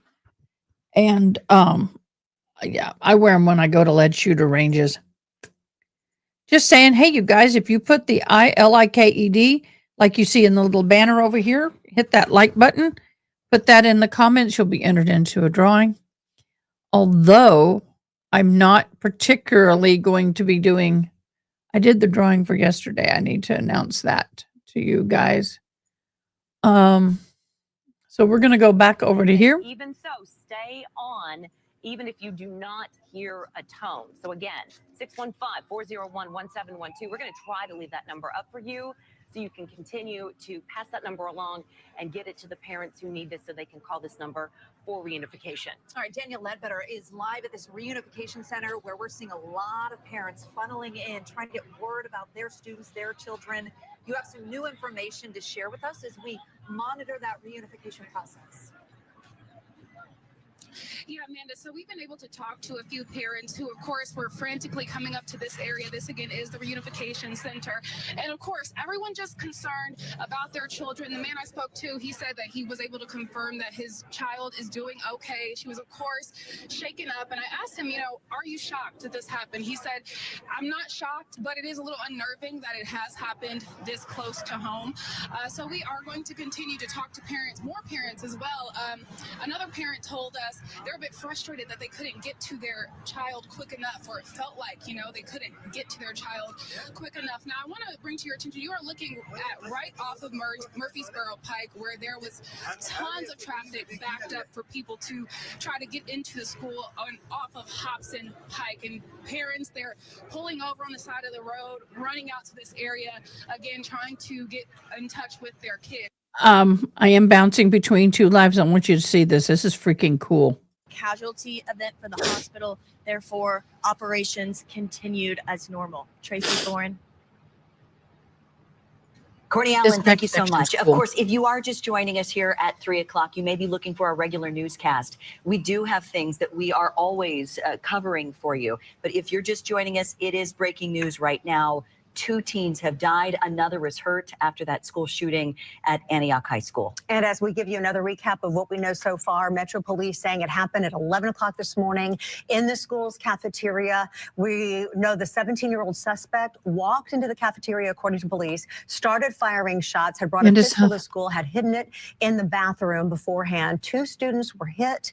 The shooter then shot and killed himself. Yeah, we're told one of the students died at the hospital, which we know is the 16-year-old female student. She was described as a Hispanic student. We know her family is being notified. The family of the shooter, the suspect, is also being notified. And at any moment, we should be getting the identifications of both. Just before the end of that news conference, it ended about 2:50. We were told at that time, 25 minutes ago, that we would have within 30 minutes the identifications of those 2 students. So we are still waiting for those right now. Also waiting for a motive. Police saying there is no motive at this hour, but that they had found something on the internet was alluding to that. They're investigating that. And of course, we will bring you that information as soon as we get it there. Today, our state lawmakers are reacting to this school shooting at Antioch High. Yeah, Governor Bill Lee released a statement on social media. I want to show it to you right here. He says, quote, "I've been briefed on the incident at Antioch High School and am grateful for law enforcement and first responders who responded quickly and continue to investigate. As we await more information, I join Tennesseans in praying for their victims, their families, and the school community." All right, before we go to Senator Marsha Black, well, let's go ahead and read hers. Senator Marsha Blackburn commenting here, releasing this statement on social media, saying, quote, "We are closely monitoring the incident under investigation at Antioch High School. My prayers are with the families involved and the first responders on the scene." And just into the newsroom, we've got an identity, just as police had promised here. Here we go. It's Jocelyn Escalante. This is the 16-year-old girl who was fatally wounded in the cafeteria, as we've been covering it for you. Literally 3:15, so 2 minutes ago, likely actually to the second that I was saying we should be getting it at any moment. Here it is right now. Jocelyn Escalante, the 16-year-old who was killed in this shooting today, again, by a 17-year-old male student who came in, rode the bus to school today, according to police, stashed the weapon in a restroom, and then grabbed that weapon, walking into the cafeteria and shooting fatally this 16-year-old girl, Jocelyn Escalante. It's also worth noting, our Jordan James was interviewing a student just about 20 minutes ago, a female student who was in the cafeteria at the time. Her words and her description of what led up to this situation was telling. She called it revenge. And then she also said a quiet conversation could have ended this. And she also mentioned it didn't need to come to this. And she was a transfer student here into Antioch High School, and having to witness this along with so many others, we have spoken here throughout the afternoon, right there in the scene, seeing their fellow classmates bloodied on the ground, and then one of them, of course, dying, and that identity just being released here. I'm going to show you this. This is the Channel 12 News. If you Google her name, this is the kid that unalived her, Solomon Henderson, Antioch High School manifesto leaked and revealed that the authorities have identified Solomon Henderson, 17-year-old student, as a suspect in the high school shooting. Henderson reportedly live streamed himself flashing a firearm shortly before opening fire in the school cafeteria. What a tragedy. That is your shooter. I'm looking to see anything about the victim, and I don't. That is your shooter. Right now, that's her name is one of the most popular names. So, yeah, I'm going to screenshot this. So this is your victim. I mean, your shooter. Keep watch of any of these breaking details that come in. And we do want to get to, you were mentioning the rest of the news here, or at least part of this newscast that we're expecting to hear, because it has been a cold day for all of this to go down. Certainly, but we're going to go to Lydia Fielder right now, who's still on the scene. Lydia, what are you learning? Lauren, Tracy, this is such a changing and fluid situation that it's changing by the minute. So latest that I'm seeing, at least right now in front of me, cars are actually moving on Murfreesboro Pike. I want to describe to you again, when we first pulled up here just before noon this morning, we were gridlocked. Parents were pulling their cars off to the side of Hobson Pike, which is where I'm standing here, off to the side of Murfreesboro Pike, and hopping out to try to get to this reunification site, which is to my right here. This is Ascension Medical Center. I'm stepping out to show you the rather clear scene behind me. Of course, there is still a scene here, but where you're looking now, there were masses of parents and family members trying to connect with their students, trying to get answers and information about where to go, what the buses were going to be doing, any sort of plan. After hours, when those buses did start pulling up, I was there as parents then started to swarm those buses, and Metro Police were having to tell those parents, hey, please step back. We're trying to do this in an orderly manner to keep as many people safe as we can. Of course, you've heard interview after interview of parents and family members saying, gosh, I just have to see my student. I know I've heard them. I know they've texted me. Some might have even called. But gosh, I just want to be able to see them visually and know that they're okay. And Lauren, Marius, and our anchors have mentioned this throughout our newscast today. There are over 40 languages spoken at Antioch High School. It is a very diverse student population. Yeah, and sign language is one of them. Some of They these did families are not fabulous. English speaking. So as I worked to pull into this MAPCO here, this was the media staging area. There were so many parents in the gridlock, getting out of their cars, some in tears, some just trying to figure out with what little English they could speak, where to go and what to do, what was going on. We helped them best we could with some of our crews out here, directed them to police officers out here as well. But just a lot of confusion. Metro Schools, you heard Chief Drake and Dr. Adrian Battle both say the response was as immediate as it could have been. They were both grateful to each other. The Not school yet, district Gabby. and emergency first responders out here for the way that they responded very fast. They said they started receiving calls at 11:11 about this shooting. They were able to get into the cafeteria. When they finally did get in that cafeteria, they said the shooter, that 17-year-old boy, was already dead there. So you've been hearing again from parents all morning long this afternoon. Still some, as I look around and gather information about what's changing, I'm seeing emergency crews putting their cones away, maybe possibly opening up Hobson Pike. I'm not sure if you can see that with our camera here, but you In terms of returning back to Antioch High School in the near future when school opens back up? I mean, I could return, but it's not really my part to say I could return it to my parents if they even feel safe of me coming back to the school. That is. And another conversation we've been having with parents and students like yourself are the security measures that are in place at the school. I mean, do you feel safe as a student going there? Would you like to see any changes happen moving forward? It wasn't. I mean, we've been seeing like 2 or 3 policemen always, like when we come inside the school, they'd be just there. They just be there looking around and stuff. But there was an accident that happened before, I guess, talking about a shooter came into school again. I think he was he brought a gun to school. He brought a gun to school. That happened before, but he didn't shoot. I don't think he shot anybody though, but because they caught him. So that's the first time that happened, but it wasn't really that big of a deal because nothing happened.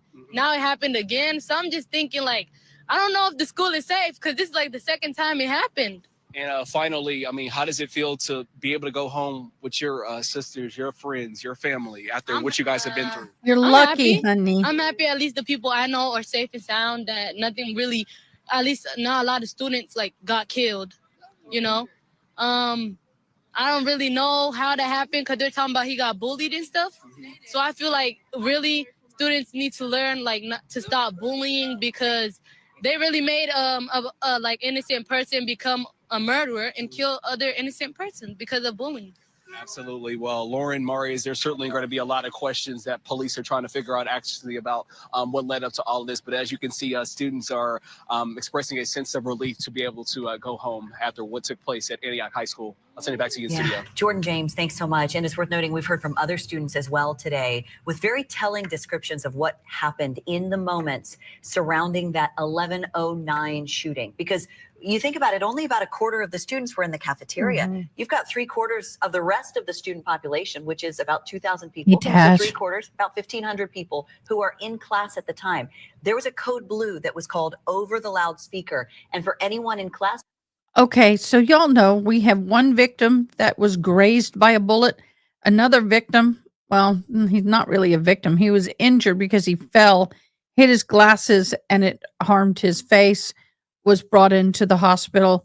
But the victim that was grazed by a bullet has already been sent home to recover at home. But unfortunately, a 16-year-old beautiful girl has passed away, and the shooter himself has ended his life. Classrooms, they had to be barricaded. And so for potentially 30 minutes, some more, some less, depending on where the classroom was, people were barricaded, having no idea what was going on in the school, hoping that they would see their families again, hoping that it wasn't the end of their lives. So we've heard some harrowing retellings from some kids who were very concerned about those moments after the shooting. And the things we've been hearing behind the scenes in the newsroom and the emails that we keep receiving from substitute teachers, from those who didn't know, who weren't properly trained and did not know how to even lock their doors. And then you picture what could have happened in here as far as announcements, and of course the cell phones and all the text messages that have gone throughout those harrowing hours, as you mentioned. We are getting ready to enter our 3:30 half hour here on WSMV4. Let's go to our Lydia Fielder right now, who is live outside. Lydia, tell us what you're seeing right now. Okay, so just in the last few minutes, happening there right now, actually, TDOT is moving their trucks, their Highway Incident Response Unit, and you can see it here. They are opening back up Hobson Pike, which has been closed since police responded to that shooting this morning. There goes another school bus coming from the direction of Antioch High School. Police are starting to clear out of the area. What this is telling us is most students and families, if not all, must be reunited at this point for them to be opening the road back up. The reunification site is this Ascension Medical Center right here. That is where parents, you've seen these images and sound bites coming out of these interviews from right across the street here. Again, this has been closed all day, so now cars are going to start to get to come through here. Just past me this direction, Antioch High School. We haven't been able to get down there all day, so these are some of the first vehicles that are getting to drive that direction outside of police. We've been lining this sidewalk along with parents and families as they're reuniting with their students. Buses brought them from the high school to this parking lot. And while they were doing that, we were talking to parents. They were waiting there, as we've been saying this afternoon. I spoke to one father who says he had 4 students already graduate from Antioch High School. He had a son and a daughter in there today. We interviewed him as he waited for that bus to show up to bring his kids back to him. Listen to what he had to say. To be angry, to be honest, anger, and then grateful. Grateful that, things probably could have been worse, but, my first instinct was to pray to make sure everyone was safe, even if someone was shot, that the Lord's will be done. So that father told me he pulled up with his wife. She wanted to jump out of the car and run to this reunification site. He told her, honey, just wait here. You stay in the car. We'll safely get parked, and I'll come to the sidewalk. He had heard from his daughter, who was in communication with him and his wife, about their safety inside that school. He said that they were locked down in a classroom. He said he actually got the call about this shooting. He heard from a relative in Fayetteville, Tennessee, before he could even hear it from the school district or his own children. So again, we've been following this all morning long. Officials have been giving updates. We've been hearing from officials as well as parents and students who were then getting off the bus and talking to our reporters. One of those reporters for us is Steve Mailing. Steve is live here on the scene for us. Steve, you talked to some students about everything that they've experienced today. What were they telling you? That's exactly right, Lydia. I was here at this MAPCO station when this whole scene had just kind of started to form here just down the road from Antioch High School. I talked to 2 students who had decided to just leave for the day. They actually were evacuated from the school first, and then they were told to go back inside the school. They decided at that point, I've had enough. I'm just going to leave for the day. So they actually walked away to go home, actually.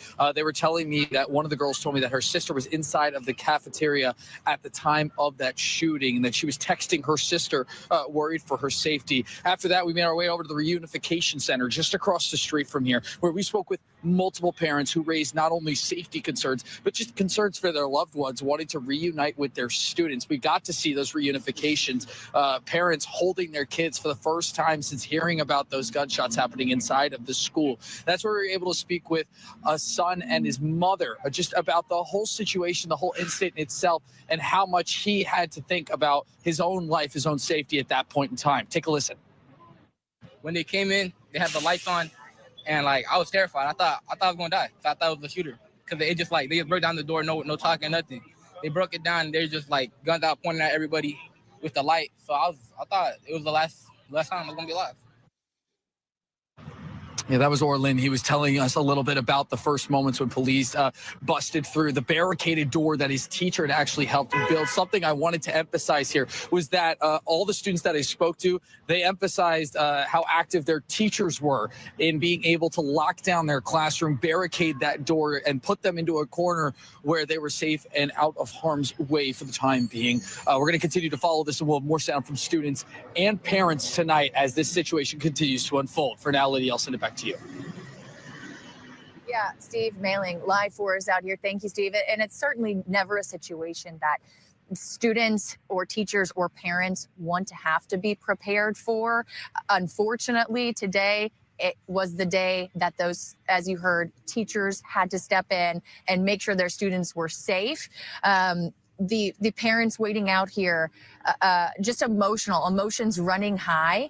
We heard from more of them, and our Dryden Quigley was here in that crowd of families, talking to some of them. Dryden Quigley out live for us now. Dryden, tell us what you were hearing there. Yeah, well, Mom Aisha, who I know previously because she was actually at Roasted just a few months ago when her and her children were in a shooting there. She told her kids, you know, that's the last time this is ever going to happen. You won't have to go through this again. And then again, both of her children were inside the school today. She got a call from her son around 11:15 this morning as he was running from the cafeteria, screaming to her, "Mom, I heard gunshots. I think there's been a shooting. Can you come get me?" So she was at the school within minutes trying to get in there because she lives just across the street. She says she was there by 11:17 and saw some things that were pretty gruesome. Take a listen to what she saw. They were just standing around, and I was trying to get to my daughter, and I couldn't get to my daughter.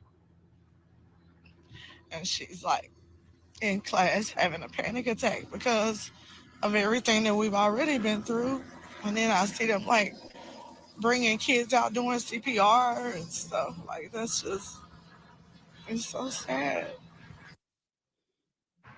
And she says she just really doesn't know how to parent through all of this. Today, she was grateful that she was able to be reunited with her son. And then 3 hours later with her daughter, who she was texting throughout the morning. As you can see, it's pretty clear here now. Most parents have come and gotten their children, but it did take about 4 hours for everyone to be picked up. She said she was really pleased with the way the high school responded, and it was very orderly, the way they all had to come show their IDs and get their students. Lydia. Dryden Quigley for us. Thank you, Dryden. Dryden mentioned it is clearing out here at the scene. Again, Murfreesboro and Hobson Pike, Antioch High School behind me. But just minutes ago and hours before that, it was pretty chaotic from what we could see, as orderly as police and school officials could make it.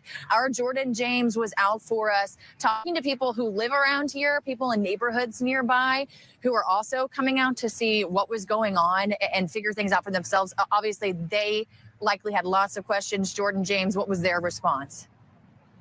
Yeah, Lydia, news traveled fast about this shooting at Antioch and prompted several community members along with students and their parents to come out here to try to get a sense as to what was going on out here. I can tell you from the moment we arrived, we certainly felt the emotion in the air out here as so many people were waiting to reunite with their children following this shooting. And while things have cleared out right now, there's still a lot of lingering questions about security measures at the school, along with what could have been done to prevent this. And I can tell you that we've had several conversations with students as they have left out of the school. Some folks say it did not have to reach this point in which it did, where tragically 2 people died and 2 other people were injured. I was able to catch up with one student who told us that she had a substitute teacher, and that substitute teacher was instrumental in keeping everyone calm while all of the chaos was unfolding. Take a listen.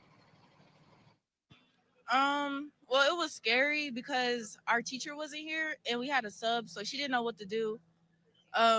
She didn't lock the classroom door. It was teachers. They was trying to help, but they really couldn't. She wouldn't unlock it. Okay, we thought she said she wouldn't lock it. And then Unlock it. I heard the shots. I didn't know what to do, so I just called my mom. I really don't know what to really say because I didn't think I'll ever be in this situation before. And I can tell you a lot of people are echoing those sentiments that student just shared. They never thought that this would happen, but sadly it did. And as you guys were saying, there certainly are a lot of questions that we're going to be pushing to try to get answered. But for now, I'll send it back to you, Lydia. Absolutely, Jordan James, thank you. You know, WSMV4's crews will be here on scene, in studio, behind the scenes, working to get all of these questions answered for you. This line of cars now behind me, again, coming because Hobson Pike just recently in the past few minutes opened back up. We'd imagine, too, people were gridlocked in their neighborhoods along Hobson Pike, so many of these folks might be driving from there. We know that there were many stuck at the gas station, people trying to get out, customers just at the gas station when this all happened. So again, a little bit more free flowing out here as we work to continue to keep you at home updated and informed about what is going on here and the aftermath of this Antioch High School shooting. For now, Lydia Fielder, I'll send it back to you. All right, Lydia, thank you. And some of the newest information here in the last 30 minutes are the identities released by police of both the female victim and the shooter. That female victim, 16 years old, Jocelyn Escalante, was revealed again about 30 minutes ago. We also know the name of the 17-year-old shooter. His name is Solomon Henderson. He was an active student at Antioch High School. But to reset for you, if you are just joining us here this afternoon, we've been in breaking news coverage for several hours because of a deadly shooting at Antioch High School. Here's what we know so far. Metro Police say the shooting happened around 11 o'clock this morning, 11:09 to be exact, in the school cafeteria. We're told that 17-year-old suspect walked into the cafeteria and started firing shots. 2 students were hit, one specifically, the 16-year-old female student, Jocelyn Escalante. But then, according to police, the shooter then turned the gun on himself. We're told where that student died at the hospital. That one student died at the hospital. The other student recovering right now, grazed in the shoulder, a male. We know that. And at this point, no official motive has been released by police for this shooting. Our team coverage continues right now. We've got breaking news, of course, all across the area. But here, 2 students again killed, and our Stacey Cameron is watching this. Because big question here, Stacey, how did the gun make it into school, and could it have even been prevented? Yeah, this is just the beginning of a lot of questions that are going to be surrounding school security here at Antioch. Now, following today's deadly school shooting, the question comes to mind. Did that school have security measures in place that could have kept the student from getting a gun in that building?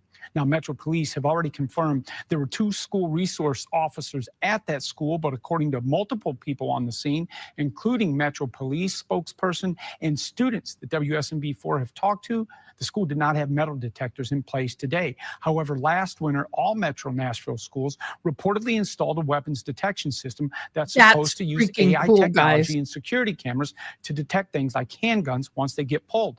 You're looking at video from a system called Omni Alert. The WSMV reported earlier last year that Metro schools spent $1 million to install in the school system. Now, it was supposed to be in all Metro schools and online last year.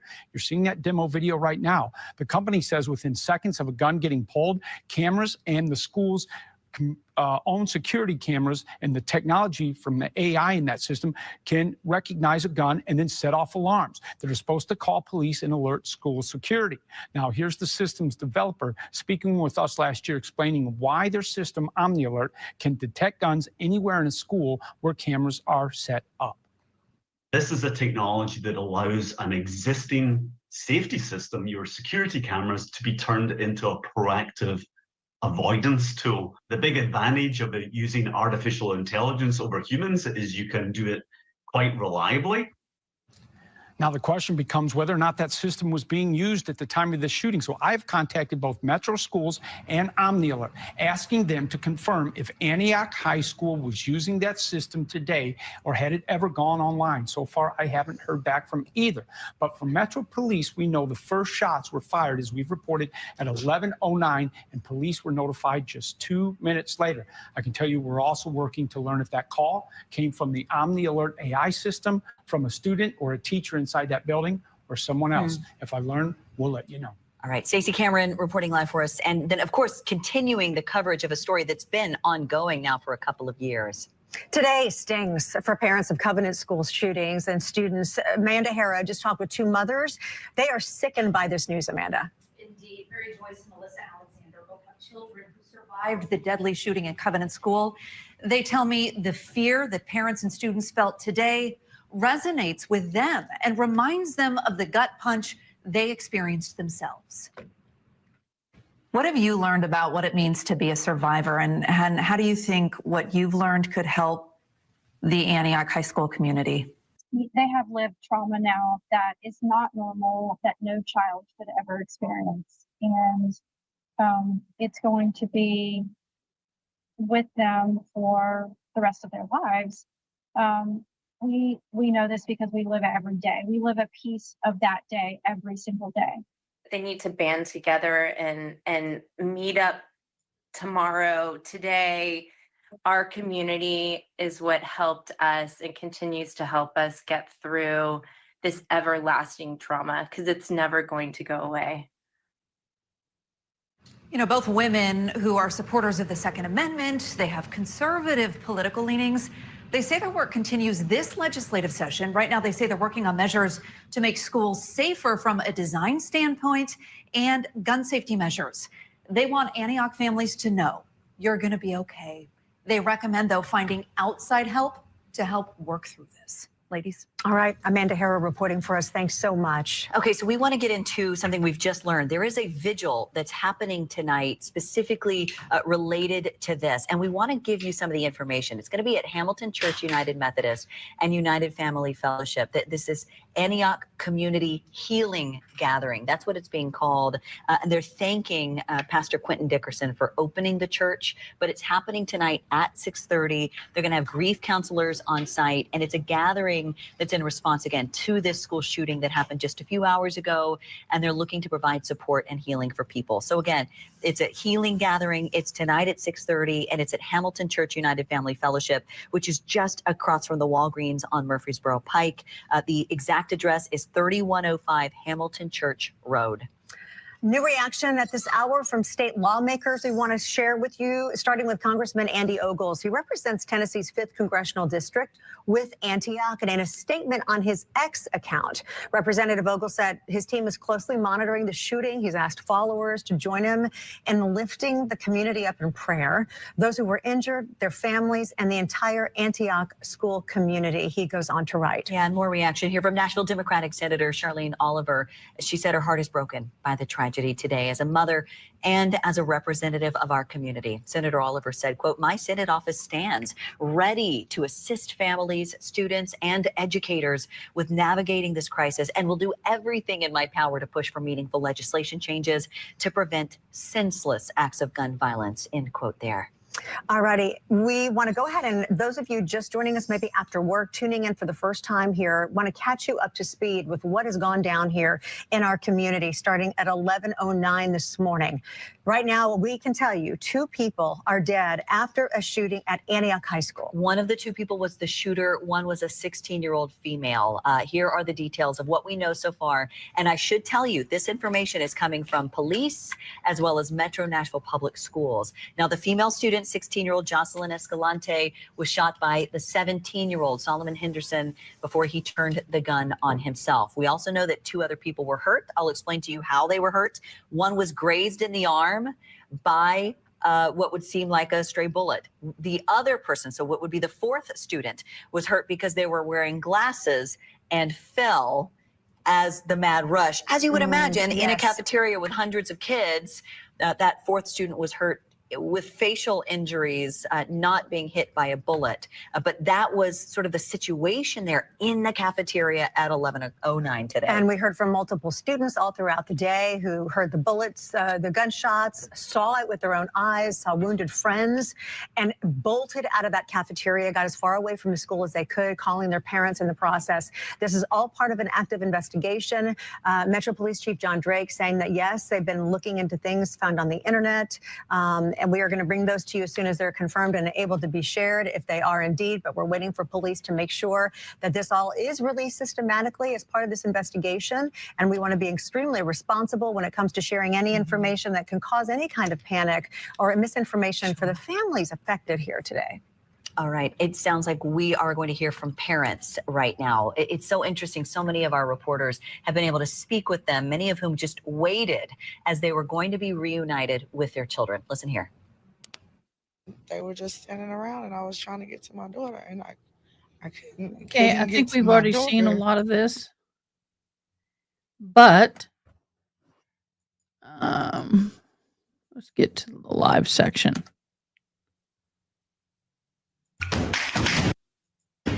File your taxes 100% free. It's in on May them, if you not didn't me. use us last year. I've got Just premium. file with TurboTax Do-It-Yourself by February 18th. All tax forms and tax situations. Make the switch to TurboTax Do-It-Yourself and file free by February 18th. And you are correct, Yana. The motive of the shooting at this time is unknown. Possibly could be bullying.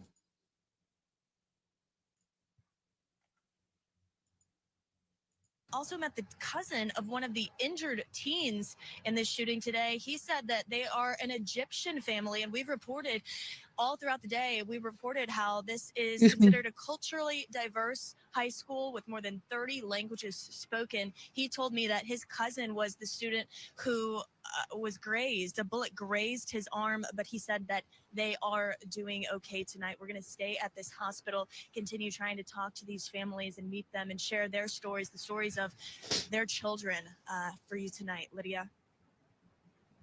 Gosh, Courtney Allen, thank you. No doubt heartbreaking there.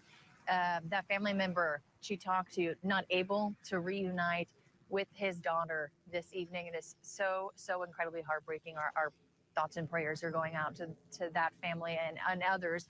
Lots of families coming here to Murfreesboro Pike and Hobson Pike down the road from Antioch High School to reunite with their students who they were able to get in contact with and find out were safe. They were bused here to this Ascension Medical Center. And that is where we find our Danielle Ledbetter this afternoon live for us. Danielle spoke with some of these parents, obviously going through lots of emotions when they were finally able to see their child. Yeah, Lydia. So this is where we have been all afternoon long, and it looks a lot different. A little earlier today, there were hundreds of parents just filling this hill right here, hoping to see their children again. And like you said, we met parents with a range of emotions. Some were upset, some were angry, some were crying, just hoping that they would be able to see their child soon. Now, also, we were out here talking to parents, and some were a bit confused about some of the reunification process and how that would go. Parents were waiting here for their children to get on the bus and get off of the bus here, rather, but that's not exactly what happened. One parent we spoke to, she said that she had to go ahead and go home to meet her child who was being taken home on the bus. So again, a lot of emotions out here this morning as we were out here talking to parents. Lydia? I have a child in high school, 9th grade. So you never want to get this call. I'm just empathetic to, I'm sick of this happening. I'm sick of this happening to Nashville. I'm sick of this happening to our babies. The trauma that they're going to endure, whether you witness this incident or not, sticks with you. So you just heard from State Senator Charlene Oliver. We were able to talk to her while she was here. She said she got the news about the shooting and came right up here. We talked to her just a few feet from here. And she obviously, was saying this can't keep happening. And that's kind of the general sentiment from a lot of parents that we spoke to today. Lydia? Danielle Ledbetter, thank you. As we've continued to uncover details as we hear them from officials about how everything happened here, our WSMV4 Investigates team has uncovered a history of violence here at Antioch High School over the years. Our chief investigative reporter, Jeremy Finley, joins us live right now. So, Jeremy, unfortunately, this school is familiar with gun threats. Yeah, it sure is, Lydia, especially over the last 4 years. We have compiled data and police reports to show the school's history of violence. Data obtained by WSMV4 Investigates tells the school's history. In the 2021-2022 school year, our investigation found Antioch High School had the 4th highest number of fights in the entire district, 85 that school year, involving 107 students. Fast forward to October 16th, 2024, a student was arrested for bringing a gun to school. Police say they found a loaded handgun in the boy's pants when he arrived at school that day. After being tipped off, resource officers were waiting to search him when he arrived at school. The very next month, November 19th, 2024, someone made a false threat against the school. Police say someone threatened to shoot up a high school. They then got a phone call the day before about a shooting at Antioch High, but that turned out to be a hoax. And this is only one part of the school. I've been looking at its Facebook page. The same cafeteria where the school happened, where the shooting happened, was also where they honored their high-achieving scholars with pizza just in December. They post pictures of their student athletes in football and basketball. Like all of these high schools rocked by a school shooting until today, it was a place for learning and educating young people. Lydia? All right. Thank you, Jeremy. Investigative reporter Jeremy Finley there. As we can imagine, lots of families are sitting around their homes this evening, hugging their loved ones tight as they have been reunified here down the road from Antioch High School, as police now work to continue uncovering what led up to this shooting and answer so many questions that these families and students here have today. We will stay on top of all of those answers as we continue to get them into our newsroom and stay out here for the latest, ladies. All right. Thank you very much, Lydia Fielder. In addition to any developments we bring you here as this investigation unfolds, there is a vigil tonight at 6:30 in the Antioch community. We're going to continue to cover that part of the story as well and see how folks are coming together to get through this ordeal today. We're continuing to follow any new developments as well as they're coming into the newsroom. We're going to take a break. We'll be right back. The new Hyundai Tucson with advanced. Okay, guys, what time is it? Almost 4:30. I've been on about almost 2 hours. Yeah, the motive is still unknown at this time. It may never be fully known, honestly. Now, Representative Brooks talked about how close this reunification center is and the high school is to where she lost her son at the White House shooting, Waffle House, the Waffle House shooting just down the street from where this is. She shared how heartbroken she is again for these parents, while Representative Jones says this is why they're still fighting. Obviously, this is an issue that led us to protests just 2 years ago after the Covenant mass shooting. As I told my Republican colleagues, that was not the first mass shooting at a school in Nashville, and unless we acted, it would not be the last. Today is a day that is very troubling for Nashville. It should disturb all of us. After losing my son, I have been advocating for almost 7 years now for change, and here we are, another mass shooting, another shooting. We have to do something to protect our children. Now, Representative Jones and Brooks say that not only does something need to be done to stop these shootings, but they also said that parents reached out to them to talk about how confusing the reunification was in this area. They say that schools need to have a plan put together to safely reunite children with their parents and not cause as much confusion as this reunification did. Live in Nashville, Sharon Dankwa, WSMV 4. All right. Thank you, Sharon. Thank you, Lydia. It has been a cold one out there for all of those parents, all those students, and law enforcement as well. We do have at least a glimmer of hope here in the future. Yes, some slightly warmer temperatures for a bit, and then we really will warm up. But today it was cold. 33 degrees was our afternoon high. Really cold day, another cold night, but not. Okay, guys. So I don't think there's going to really be any more news today. And I think we're just going to be getting a bunch of reruns. So, wow. Thank you so much. I like the pin. That's cool. 16-year-old victim, Jocelyn Cora Escalante, is deceased. She passed away at the hospital.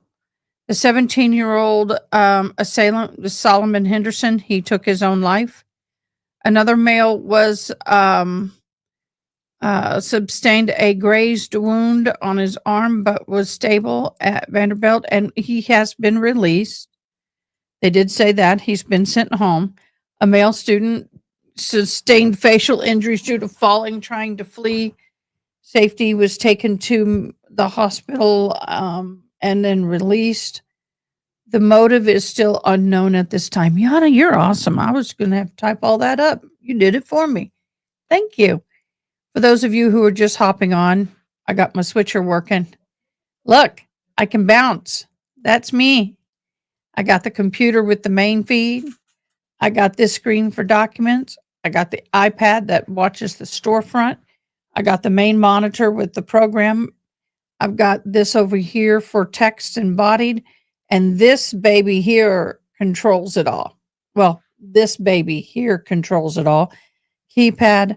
I have my sound thing that y'all can't hear. And then I have the Stream Deck next to me. I got a new microphone coming, so we may have to make some more arrangements. Hi. Let me get over here. Hey. So y'all get to see the side of me. And what's cool is I can just push a button and it transfers back. I love it. I love it. I love it. I love it. I just got to finish learning how to use it. I can't get sound through it yet, although the sound I get is a loud reverb sound. So I'm slowly getting it all together. Yay! All honesty, guys, I have not felt well. I did not go to sleep until like 4:00 this morning. My stomach has not been a happy thing lately.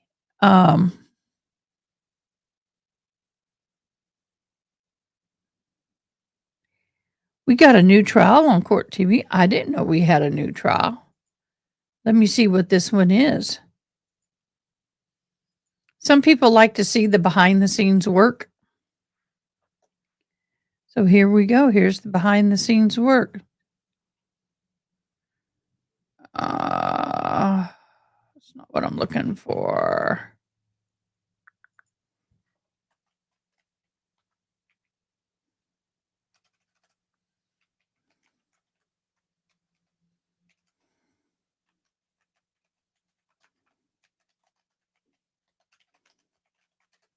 My typing sucks. But it is what it is. But it is what it is. I'm trying to find the...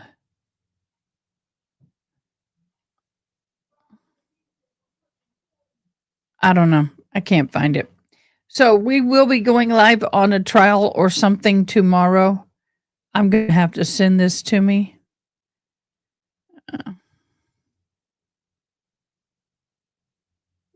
We'll do it this way. Sometimes you can reskin that cat a little differently. I know people don't like me saying that, but oh well. Okay, let me get to me. Let me click on it. Here we go.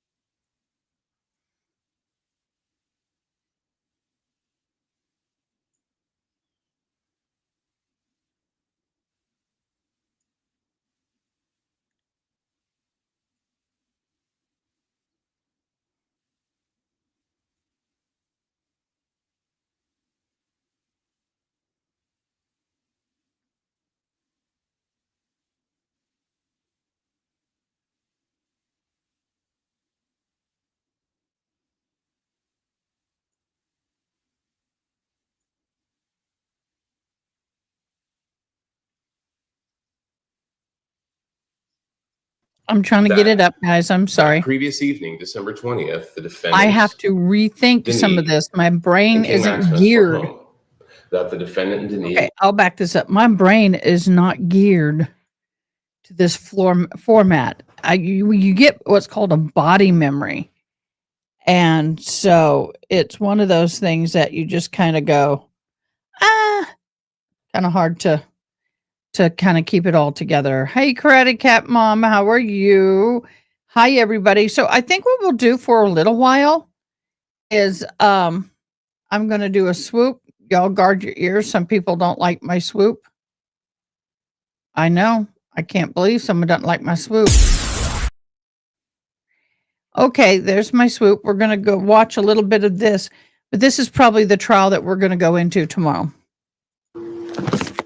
Ladies and gentlemen, on December 21st of 2023, Danique Ingram, a new mother, got up in the early morning hours to pump for her child. She went out into the living room or kitchen area of the apartment that she shared with her child a baby named King Maximus and the defendant, Larry Ingram. When she went out there, I don't know why the pump, she volume's so filled a loud on bottle, it. but at some point, the defendant called out for her 3 times, babe, babe, babe. Little did Danique know that when instead of responding vocally to the defendant, instead of saying, yeah, what is it? Little did she know that when she instead just went back to her room, the room that she shared with her child and the defendant, she was signing her death warrant. You're going to hear that previous evening, December 20th, the defendant, Danique, and King Maximus were home. That the defendant and Danique watched a basketball game, Lakers and the Bulls, that they watched some other TV, and eventually they fall asleep in their room. The defendant knew Danique was there. The evidence is going to show that the defendant knew that Danique often got up in the middle of the night to pump. And the evidence is going to show that at some point the defendant is woken up because he hears a bang or a crash or something like that. Now you're going to see pictures of this apartment. It's a mess. There's stuff everywhere. The idea that somebody might trip, especially in the middle of the night in the dark, wouldn't be surprising. And you're going to hear that the defendant then calls out for Danique 3 times. Babe, babe, babe, something along those lines, and doesn't hear anything. And the defendant checks, sees that his baby is there, notices Danique is not there. And instead of poking his head out, seeing if she's pumping, as is normal, he instead reaches across the bed, looks for Danique's purse where he knows a gun is. He grabs the gun, and then he waits in bed. He doesn't turn on the lights. He doesn't warn, I have a gun. He doesn't say, if you come in here, I'll shoot you. Nothing like that. He grabs the gun, he points it at that doorway, and he waits. And the moment he sees a person come through, he fires. Now you're going to hear that the defendant, yes, after he shoots Danique in the chest, that he will go turn on the TV to get a little light, and he hears her cry out, and he does. He goes and he tries to save her life, and he fails. By the time police get there, Danique is all but gone. You're going to hear the 911 call that the defendant makes. You're going to hear the dispatcher asking him what's going on. Who shot her? You're going to hear his first response, I don't know. I don't know. And they ask him again several times. He'll answer other questions. He won't answer that question. Who shot Danique? Now, who was Danique? Again, she had a child with the defendant. And here she was the mother of his young child, King Maximus. They called each other husband and wife, although not sure that they were ever actually married in the ceremony. She was also his stepdaughter. She was also a witness in a prior case. And you're going to hear one of the charges is violation of a protective order. Not only should the defendant not have been shooting at Danique Ingram, he should have been having no contact with her whatsoever under the law. Now, you're going to hear again that the defendant, yes, was remorseful. Sure, absolutely he was. He didn't want to kill her. You're going to hear that he tried to save her life, that he performed CPR, that he was confused. You put pressure on a chest wound, you pack a chest wound, but he tried to do what he could, and he called 911. You're going to hear that. May we approach? Yes. Uh-oh.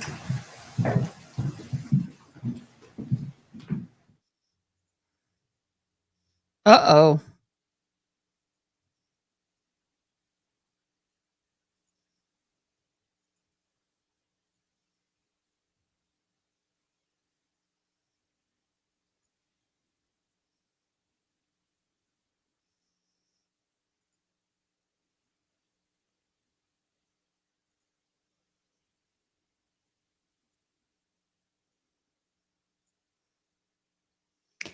I'm putting another sound in the whoosh because it scares some people. Some people just can't take the whoosh sound.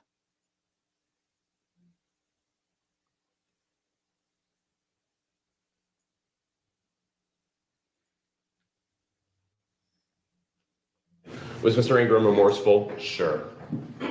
Did he try to save her life? Sure. Does that change the recklessness of his behavior in shooting somebody who had every right to be in that apartment? Who had every right to go to her bedroom? No. It doesn't change the recklessness of that act. And at the end of this case, the state's going to ask you to find the defendant guilty of murder for killing Danique in a reckless way, in a way that disregards the value of her life. The state's going to ask you to find the defendant guilty of violating that protective order. Again, recklessly killing someone he wasn't even supposed to be having contact with in the first place. The state's going to meet its burden, and we ask you to find the defendant guilty. Thank you. Thank you. Is the defense giving an opening now, or are you going to reserve it? We're going to reserve. All right, thank you. You may proceed.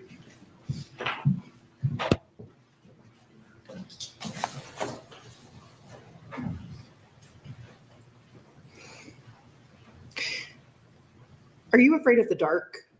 Of things that go bump in the night? Yeah, I actually am. Larry Ingram was. He knew the bump in the night was coming. He didn't know when, but he knew it was coming.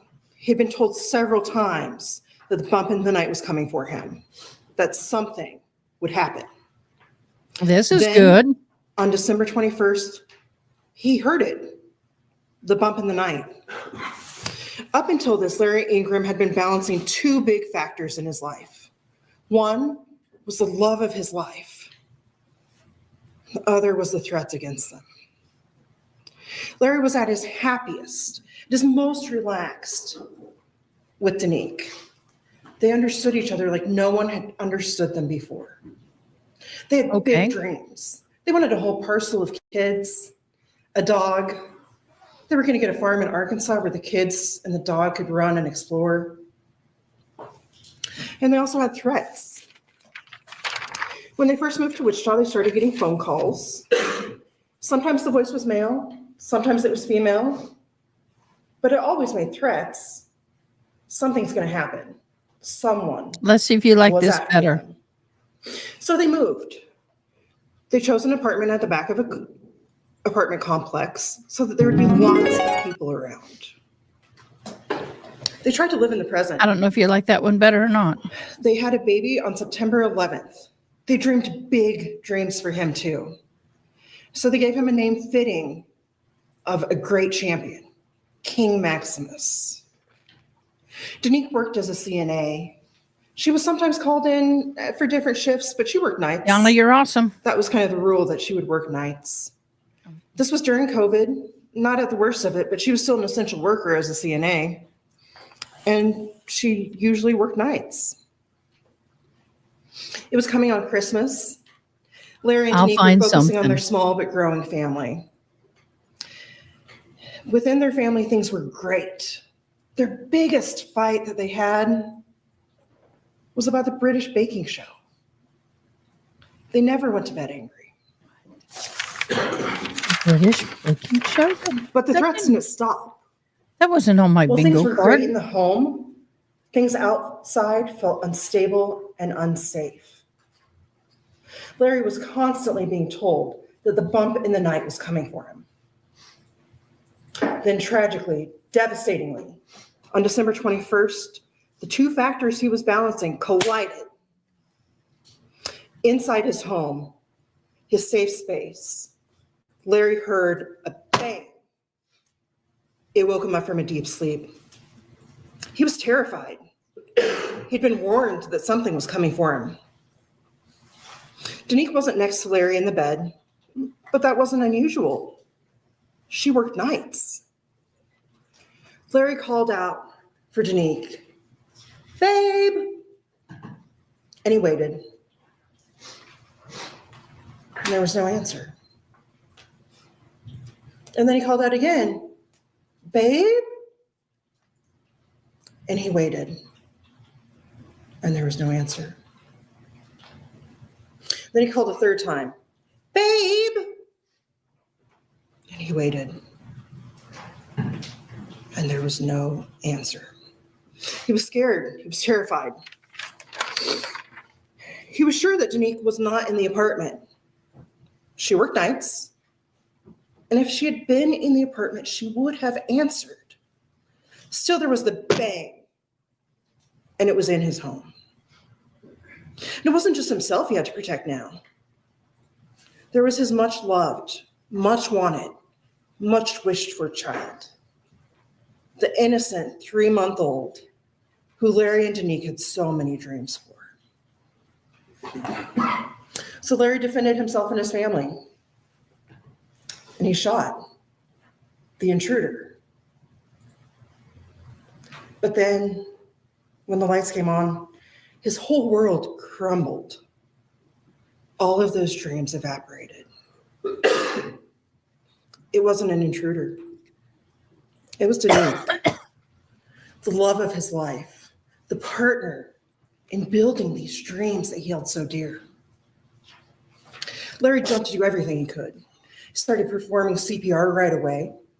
He called 911 while still doing CPR. He asked 911 if he should pack the wound or if he should compress it while he's still doing CPR.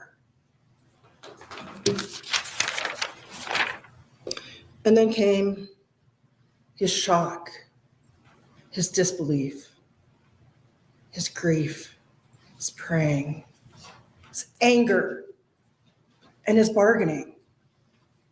Why couldn't it have been me instead? I would give anything for it to have been me instead. It was the worst night of his life. And that's what brought us here. And now you all have the very difficult and solemn job. You have to listen to the evidence. Remember who has the burden of proof. It's the state. Remember what that burden is. It's beyond reasonable doubt. And remember that presumption of innocence that sticks to Larry Ingram like duct tape. These are the pillars of our justice system.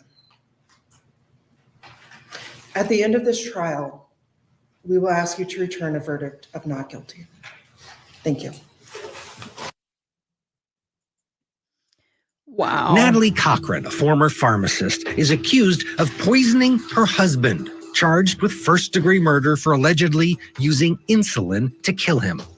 You are the defendant. So that was the opening statements. I think that trial. Ladies and gentlemen, on December 21st of 2023, Danique Ingram, the new mother, got I think up. this may be the next trial, you guys.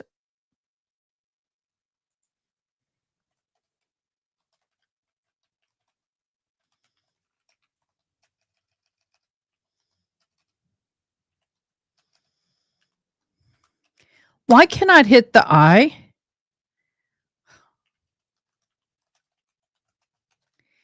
So this is probably, I'm going to do my research tonight on this case, and we will start watching it.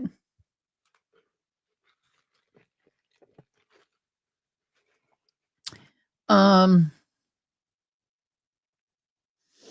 need to start pulling up some documents.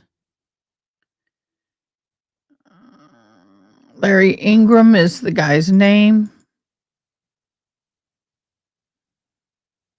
That's interesting. Ladies and gentlemen. So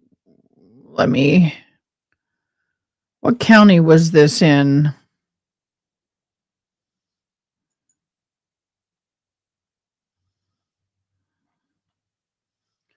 Let me do some research on it. Okay, so I think what we'll do is we'll go ahead and say farewell today. I was not planning on being on today. In all honesty, I stayed up late. Some of you haven't seen it.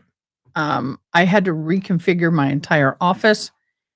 Had to set up this wonderful mount, the camera, the GoPro's here, the laptop's here, iPad, document screen, main monitoring screen. I can put multiple things on here, as you can tell. I don't know if you can see, I have my chats popped out. I have other information up here. And then, of course, this up here is the screen that shows what this device with all the buttons is doing. It's called a switcher. I've got the main camera. I've got the camera. I've got the office camera, iPad, main camera, iPad, computer, GoPro up, and then I have all the other stuff. So I had to reconnect everything, and it was a nightmare. It was not that fun, I'll be honest. But I can do this. Let me see. And I need to put me on camera. 4. See, I can do the different things in the background. So it's fun. It's fun. I'm still learning it. As you can tell, I've got multiple things up right now. So let me get back to home. And I've got to learn how to use it. Yahoo! So we just watched the opening statements for the Larry Ingram's stepdaughter turned wife Red Room trial. And we will, if it starts tomorrow, we'll be watching that, I guess, tomorrow. So I have to get to work and get it set up, and I got to get all that stuff done. So, and I really haven't felt good all day. I had a very upset stomach last night. Don't know why. Couldn't go to sleep until 4 a.m. I was up at 8. So I'm tired. So we're going to try and get some rest tonight, get set up for this week.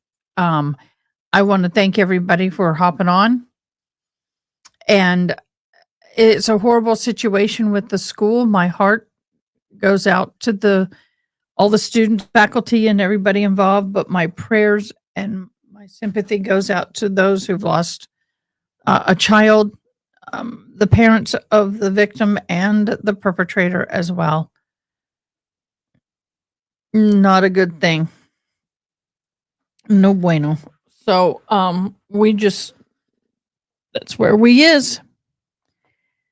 And I'm trying to get this where I can. There we go. So I did not plan on going live today. Yeah, it does, doesn't it? Can't wait.